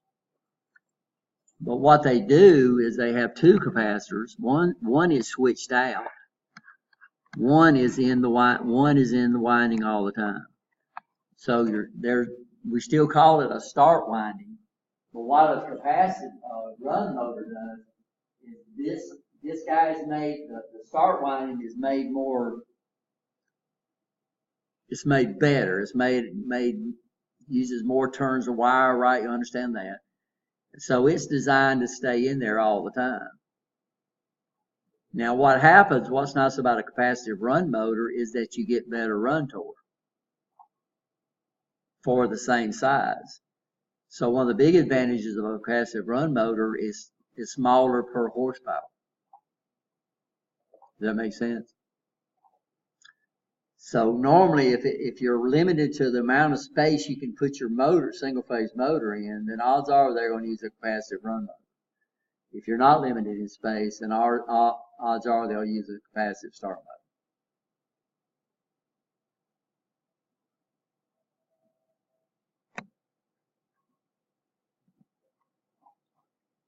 Rotor current is produced by induction. No brushes or slip rings. Requires an out of phase voltage to be generated in a secondary winding called a what?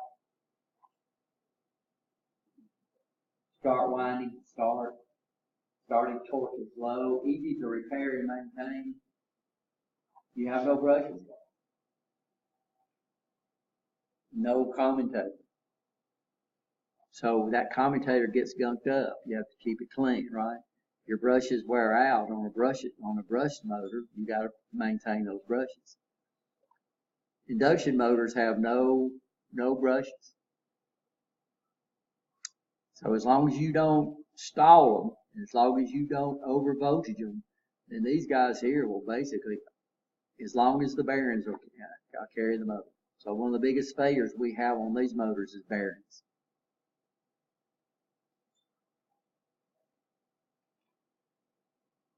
Easy to repair. Efficiency is less than a 3-phase. It's less than a 3-phase motor.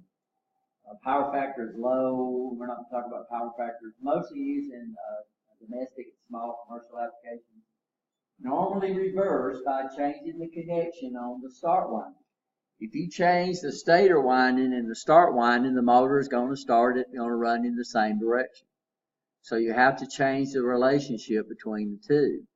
The industry standard is to change the start winding.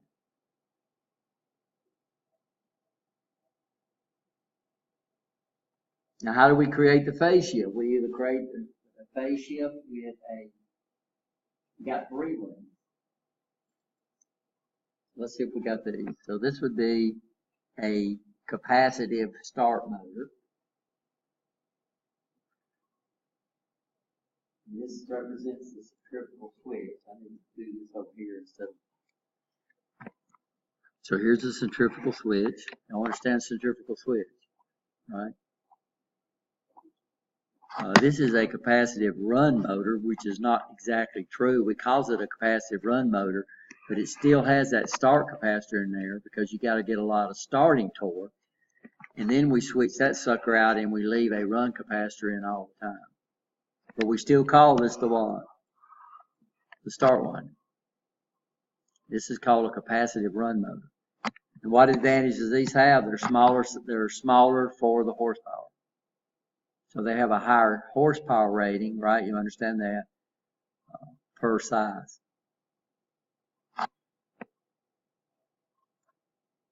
Good starting torque, poor speed regulation, cheaper than capacitive run motors. Good starting torque, good run, better speed regulation, smaller size per horsepower.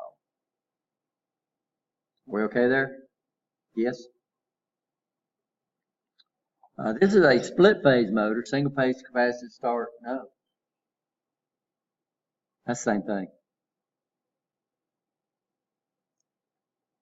Starting torque between 200 and 400% of full load current, lower starting current, workhorse of general purpose industrial and residential motors.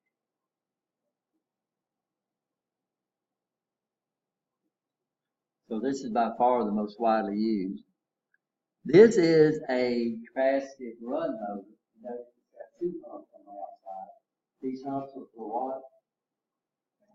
Yeah, we have motors where most of the motors used in your HVAC system, if you got it outside, these are usually capacitive start, capacitive run motors. But what they do is, or they're capacitive start motors, is they bring 2 wires out of the motor. They're both ground, and then they put your capacitor outside. Now, why? Because those motors are outside, and they're outside, you know, with lightning and thunder and stuff like that.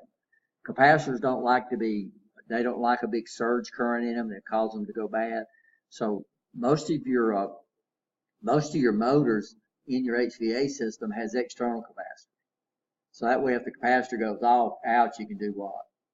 You can replace it. By the way, capacitors don't get hot. They create a phase shift, and it's really neat. Current flows in and out of them. It don't flow through them. So this gets very confusing because you measure a voltage drop and then you measure current and you come up with power, but capacitors don't get hot. They do not do electrical work. They have a function in a circuit. Here, what are they doing for us? They're creating a phase shift, right? You understand that? But they have a lot of unique features that. HVAC system. Yeah, well, they go out. That's one of the most on HVAC systems, since they're outside, out there in the environment, right? You understand that? They go bad. That's usually what goes bad. And what happens if your start capacitor goes, the motor will be out there just a humming, but it won't start. You hear it go zzz, and usually if you hear it doing that, it's usually the start capacitor. The compressor, I don't know if the compressor might be a dual capacitor motor, and usually it's outside too. But those things are heated. The motors are actually inside the compressor almost. In my case, my cousin, he said, I tell you what's wrong with that. I spent it. That's why I learned that. And I had one of those things. Yeah, but sometimes they go bad, you don't smell them, so that's not, but if you do smell it, It was like $15, $20 as opposed and you could, yeah. to. By the way, motors are designed, capacitors are rated in units called farads. And these industrial capacitors, they're usually sealed, they're in a metal can. Usually they're oblong shaped like this. And if it's got 3 terminals out of it, then that's going to be a capacitive run motor, because notice one of them was common. That would be a capacitive run motor, because if it's only got 2 capacitors, 2 connections coming out of the top of the can, then that's going to be just for a capacitive start motor. Somewhere on the side is going to have the number of farads out there. And so when you replace it, you need to carry it with you or write that down, because if you put the wrong size in there, you get the wrong phase shift. Yeah, and you don't get the right torque. Now you said it had 3 leads coming out of the top. It's for a capacitive run motor. Common term. Fan. What's that? Common term of fan. One of them would be common, right? One of them would be hard. One of them would be the start capacitor, one of them would be the run capacitor, and that would be the common between the 2 motors. But notice right here we have a common. So if I've got a common connection, then I can put 1 terminal right there, and then I can have 2 terminals right there, right? You understand that? And so that would be the capacitor. If it's swelled up at all, if it's hot, it's bad. If it gets hot, it's bad. If it's swelled up, if the end's kind of pulsing out on it, it's bad. If the motor's sitting there and humming at you, because you don't create that phase shift, and all you're doing is swapping fields, right? And it's sitting there and hums at you. Why it was humming at you? Yeah. Yeah. But you know what? I've replaced several of those, and I remember one of them getting hot. But if it gets hot, then it's bad.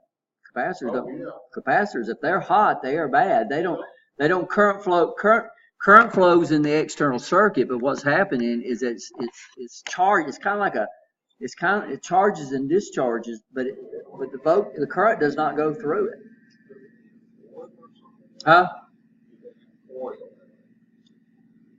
Yes, sometimes they do. It all depends on how they're made. What determines the amount of capacitance is the amount of one of the things that determines the amount of capacitance is the size of the plates.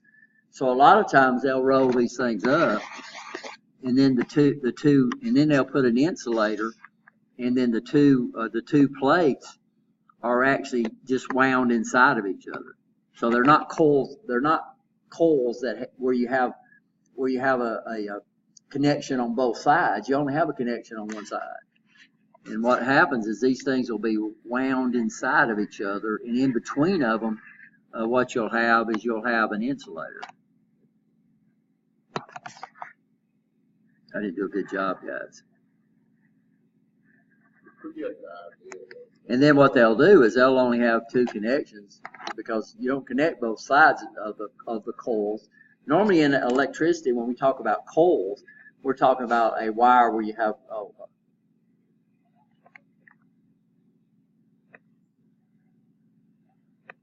I got one of these somewhere too. I need to find it. Robots had originally all our robots had their own little compressor on that, and that was awful, because they all would cut on different times, and these little reciprocating compressors make a lot of noise. And they was all cutting on them different times, and it was awful. So now all the robots are on shock air. They run off this compressor right here. And this is a really nice compressor. It just makes a lot of noise. So this is the actual compressor right here. This is the gearbox, and this is the motor. And this is a series motor, ran off AC, and this is why, and you can see what happened is it literally almost melted the commutator apart and messed up the brushes. The brushes are actually sealed, actually melted up inside the brush holders. So this guy here wasn't maintained, but, you know, it was inside the compressor. It would have been hard to maintain anyway. So this is a series motor.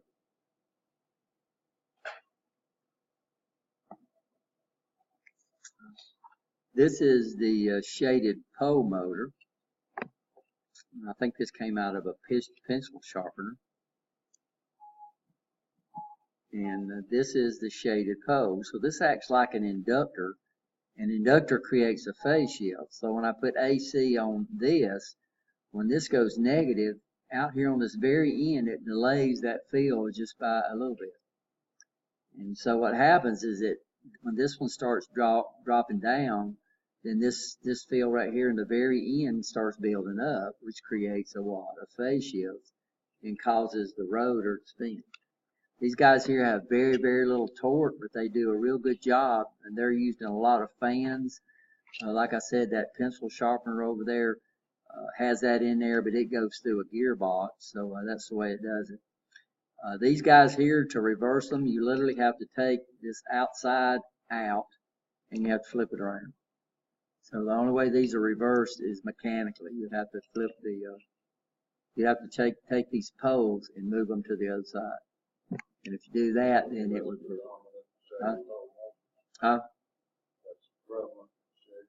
Yeah, shaded Poe motors. So we had a clock when it was over in Japan, and it had a shaded Poe motor on it to spin the clock. And that's back when clocks weren't as near as accurate as they was now. I don't know if y'all remember that time. These two computer clocks were really awful because they got interrupted all the time. So that all your clocks on your old computers used to get off all the time. So you had to constantly reset the time on it. So the clock we had was ran off a shaded Poe motor, and we took it apart and moved flipped the stator around, and then now the clock run backwards. And then we repainted it yellow, and we put our numbers on there backwards. It was people would come up and go. That's about when people could tell time. What caused this? Huh? Do you know what caused this? Just wore out? It wasn't that old either. I mean, like I said, it didn't bother us. Luckily, it was about at the almost the exact time when we switched them over to shop air. So we didn't need the compressor anymore. So it was one of those things we didn't. So you could probably fix that if you cleaned up the commutator real good and put new brushes in. You could be a model train with that piston.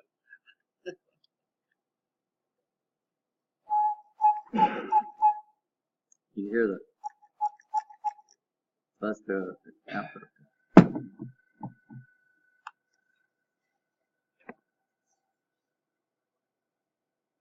So you know your compressor is under air pressure all the time, so you need a motor that's got a high. It usually it starts against a pressure, right? You understand that? Yeah, you can tell when it starts. You figure it out. This didn't have a. This was a series motor. Series motors don't use start capacitors. Now, this is a big area. Well, it was using a single phase motor, probably a dual capacitor motor. I don't know. I got a nice Craftsman compressor, but mine's sealed up, so I hadn't opened it up. Three-phase motor. One big advantage of a three-phase motor is that the three phases automatically generate a rotating magnetic field. And so if it generates a rotating magnetic field, then we don't have to have one. But you got to understand, three-phase motors cost a lot more than single-phase motors.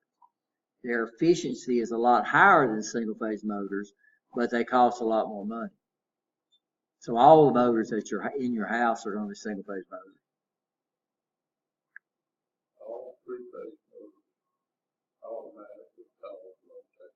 Yeah, the three-phase. So what happens is this is a really good example. So these are showing the way the three phases build up right here. Green, yellow, and blue. And this is showing the resulting magnetic field. So you know the resulting field doesn't move no more. It moves. So what happens is that, this is showing you the rotating field. Now, these things work off induction. That's another thing that I needed to say. So what happens is that the fields are changing. The fields are changing at the rate of the applied frequency. So if I knew the number of, and it makes one revolution when it goes through. So if I come over here and it spins, I go north and then south and then south north, and it makes one revolution when it goes through two poles, right? You understand that? So our frequency over here is 60 cycles. So what I'm sorry, but our frequency is at cycles per second, and our speed is revolutions per minute. So if I know revolutions per second, how would I calculate revolutions per minute? Multiply it by 60.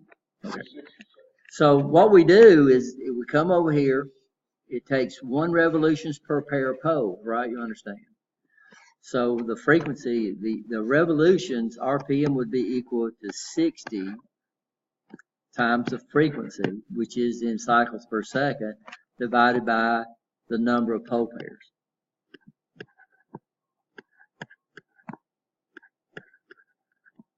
So if I came over here and had another set right here, well, when it switched over this one, it would only make a half a revolution, right? You understand that?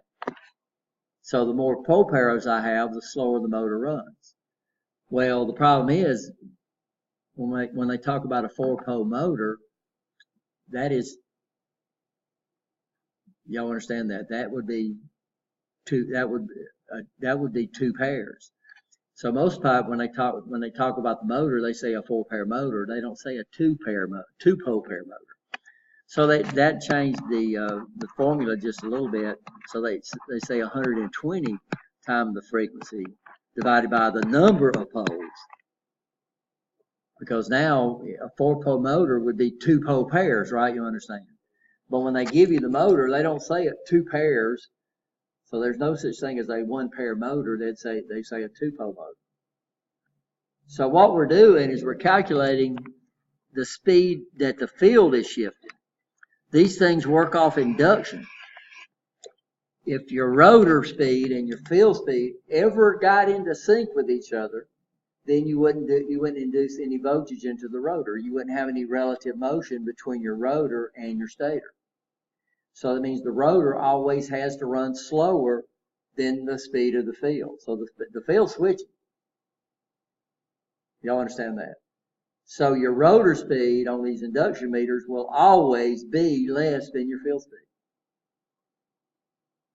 So when you look at the nameplate of the motor, they don't give you the field speed, they give you the rotor speed if you're running at rated torque. And if you knew the field speed and the rotor speed, then you could calculate what we call percent slip, but that's not in this. So synchronous motors do not work off induction. They cannot work off induction. Because if they work off induction, the rotor and the field can never get in sync with each other, right? You understand that? Because if they got into sync, you wouldn't have any relative motion between the rotor and the stator.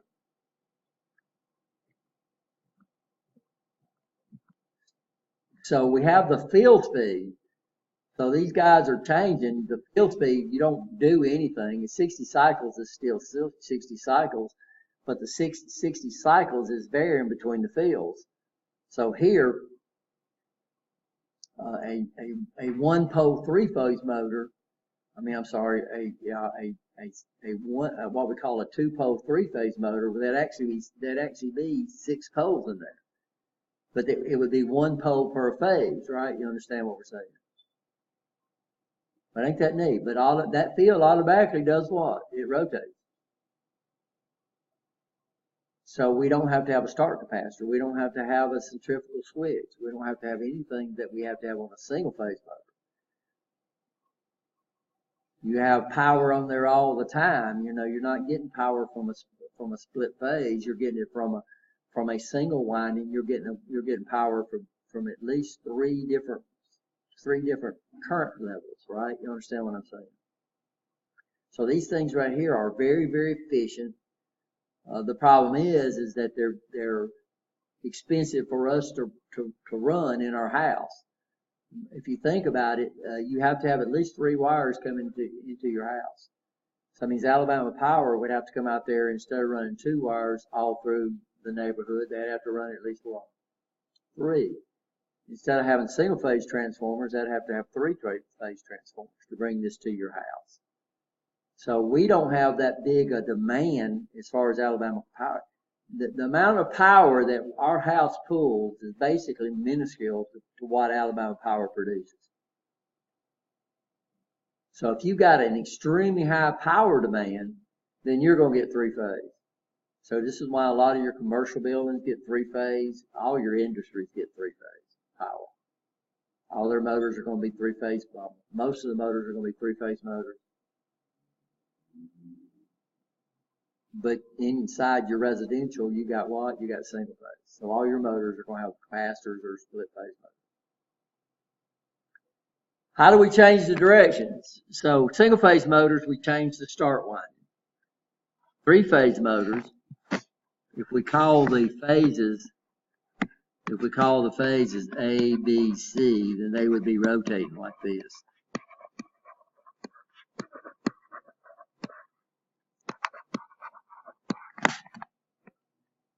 Now, normally you can swap any 2 wires. I could swap A and B. I could swap C and B. I could swap C and A, and it would reverse the direction. So let's swap A, B.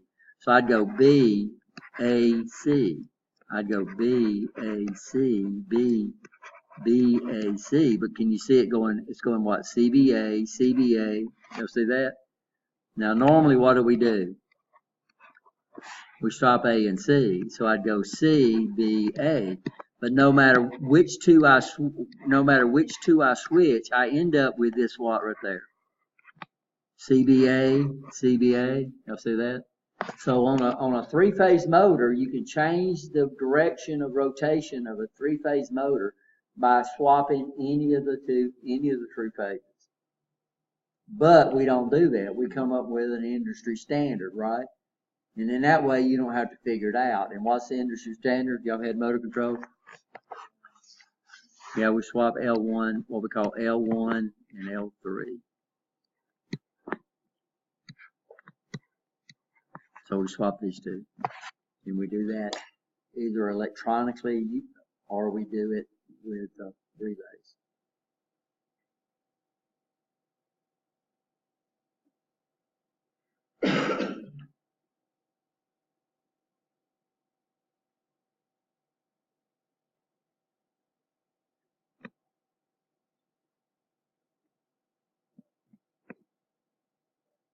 Synchronous motors, what we do on a synchronous motor, we either use a permanent magnet in the center or we use electric magnet. So synchronous motors do not depend on induction. So if the magnetic field in the rotor is not, it doesn't depend on a relative motion, then these guys will lock in with the field and they will run at the same speed as the field. So if you want something where you can actually know the exact speed of the motor, it doesn't vary with load. So induction motors will vary a little bit with load. Either single phase or 3 phase, the rotor is an electromagnet or could also be a permanent magnet. If it's an electromagnet, we're going to have what we call slip rings. Since the magnetic field of the rotor is not induced, the rotor moves in sync with the stator field. There's other advantages to these motors too, besides running at synchronous speed. And I think that's it on motors, guys. Controlling the speed. It is not normally controlled by voltage. If voltage is lowered, both speed and torque decreases. So if you lower the voltage to an AC motor, not only are you going to change the speed, you're going to change the torque. And it varies with the square of the voltage. So if you drop it down, then you get 1/4 of, if you drop it down by half, you get 1/4 of the torque. If voltage is increased above the rated voltage, torque increases, but speed does not. You can't go faster than this right here. You could cause it to slip more, but you can't go faster than 120 times frequency divided by the number of poles. So what happens if you increase the voltage? So if you decrease the voltage on an AC motor, you can burn it up. If you increase the voltage, go above the voltage on an AC motor, you can burn it up. If you decrease the voltage, you can stall it real easy. And you don't get any advantage hardly of increasing the voltage. Speed can be changed by changing the number of poles. So this is the way we've done it for years. So you got that ceiling fan in your house, you got that switch. Well, all you're doing when you flip that switch is you're changing the number of poles. If you add poles, the speed goes down. If you take poles away, the speed goes up. That's all you're doing. Somebody, I think Jerry was talking about a motor that would run at 2 speeds, AC motor. That was nothing but water. Changing the water, the number of poles. There and heat, your furnace, like you said, on furnace, that motor in it, change that. You've got 3 wires. Usually 3, High speed, low speed. medium. HVAC systems are what we call combo units. That's got heat takes less. Heat is easier to move than cold, because cold air is heavier than warm air. So if you got an HVAC system, you use 2 speeds. You use a low speed when your heater's working, and you use a higher speed when your air conditioner's working. They usually use a 3-speed motor. They just don't use one of the speeds. You know why they do that? It seems like as long as them things has been out, they would come up with a 2-speed motor, but no, they use a 3-speed motor. First time I flew in, I'm looking at that wire, I thought, where does this go? So they use a 3-speed motor just like they do on your ceiling fan. But all you're doing is changing what when you do that? Changing the number of poles. That's all you're doing. The rotor has to spin slightly slower than the field speed in order to produce torque. We already know about that. So why don't we do it? It looks, a lot of people say, well, why can't we change the frequency? Well, the problem is the motor is a bunch of inductors. And the problem with frequency is they create something called X sub L, which is 2 pi FL.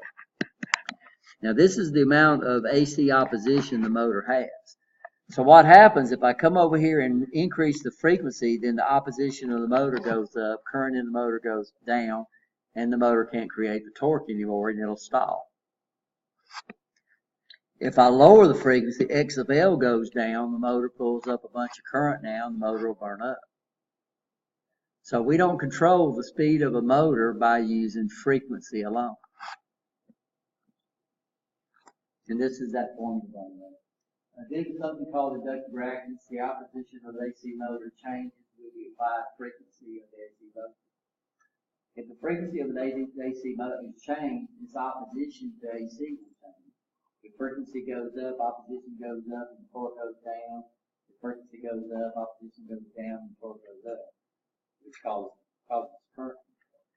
To control the speed without changing the torque requires both the voltage and the frequency to be changed. We come with something called a voltage to. So if I lower the frequency, if I lower the voltage by exactly the same amount, the motor will slow down and create the same torque.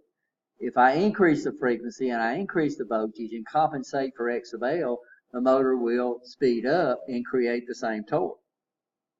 So the torque does not change. But for these things to work, these variable and most people call them VFDs, and that is, I don't know, they got that term right there, variable frequency drives. But if you just change the frequency on an AC motor to control the speed, you're going to have big problems. So what do? They control both the watt, the speed, and the voltage. But they're called variable frequency drives. I like to call them variable speed drives. But the predominant name for these controls are what we call VFDs.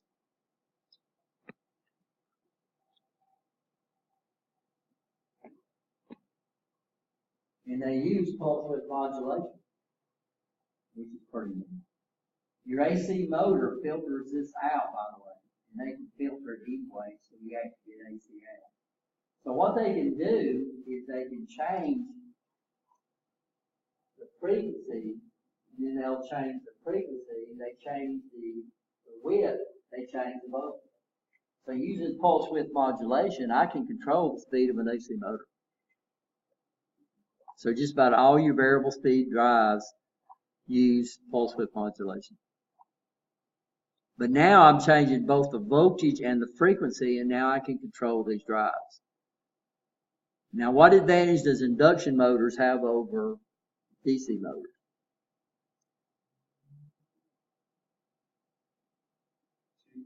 Yeah, a lot cheaper. So if I control the speed of a DC drive, I have to have an electronic drive circuit on. If I want to control the speed of an AC motor, then I can have an electronic drive. So the drive, the variable frequency drives are about the same cost as a DC drive to electronically control the speed of a DC motor. So where I'm saving all my money at is I'm saving my money on the motors. So for years and years and years, the way to control a motor was a DC motor. Now you're seeing that variable speed drives or variable frequency drives are starting to dominate speed control because of the law.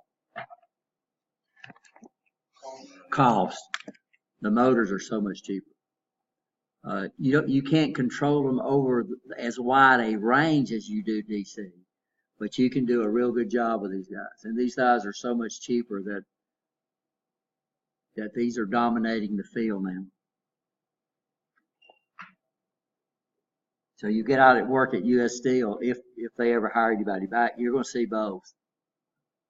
Newer installations are going to use AC drives. Older installations are going to use DC drives. If you want to really, really control everything, if you want to control the torque and the speed, then you're going to do DC motors. So DC motors are still out there. And because we can still control a DC motor a lot more precisely than we can control an AC motor. We talked about this, right? I went over there and showed y'all the relay, why we had to put those coils around those, those diodes around those coils over there. And guys, that's about it. I think we talked about fluid power, right? There's a lot of stuff on fluid power that we don't get into in this class. It's really, really good to take a fluid power course. If that's one of your electives, I think fluid power, we call it hydraulics pneumatics. That's a really good course. We got one coming, It is. It's a real good course. And if you get into this maintenance, you're going to run into, of course, this is after y'all, but we require fluid power in the Siemens certifications. I think that's it. Let's go over there, look at some stuff.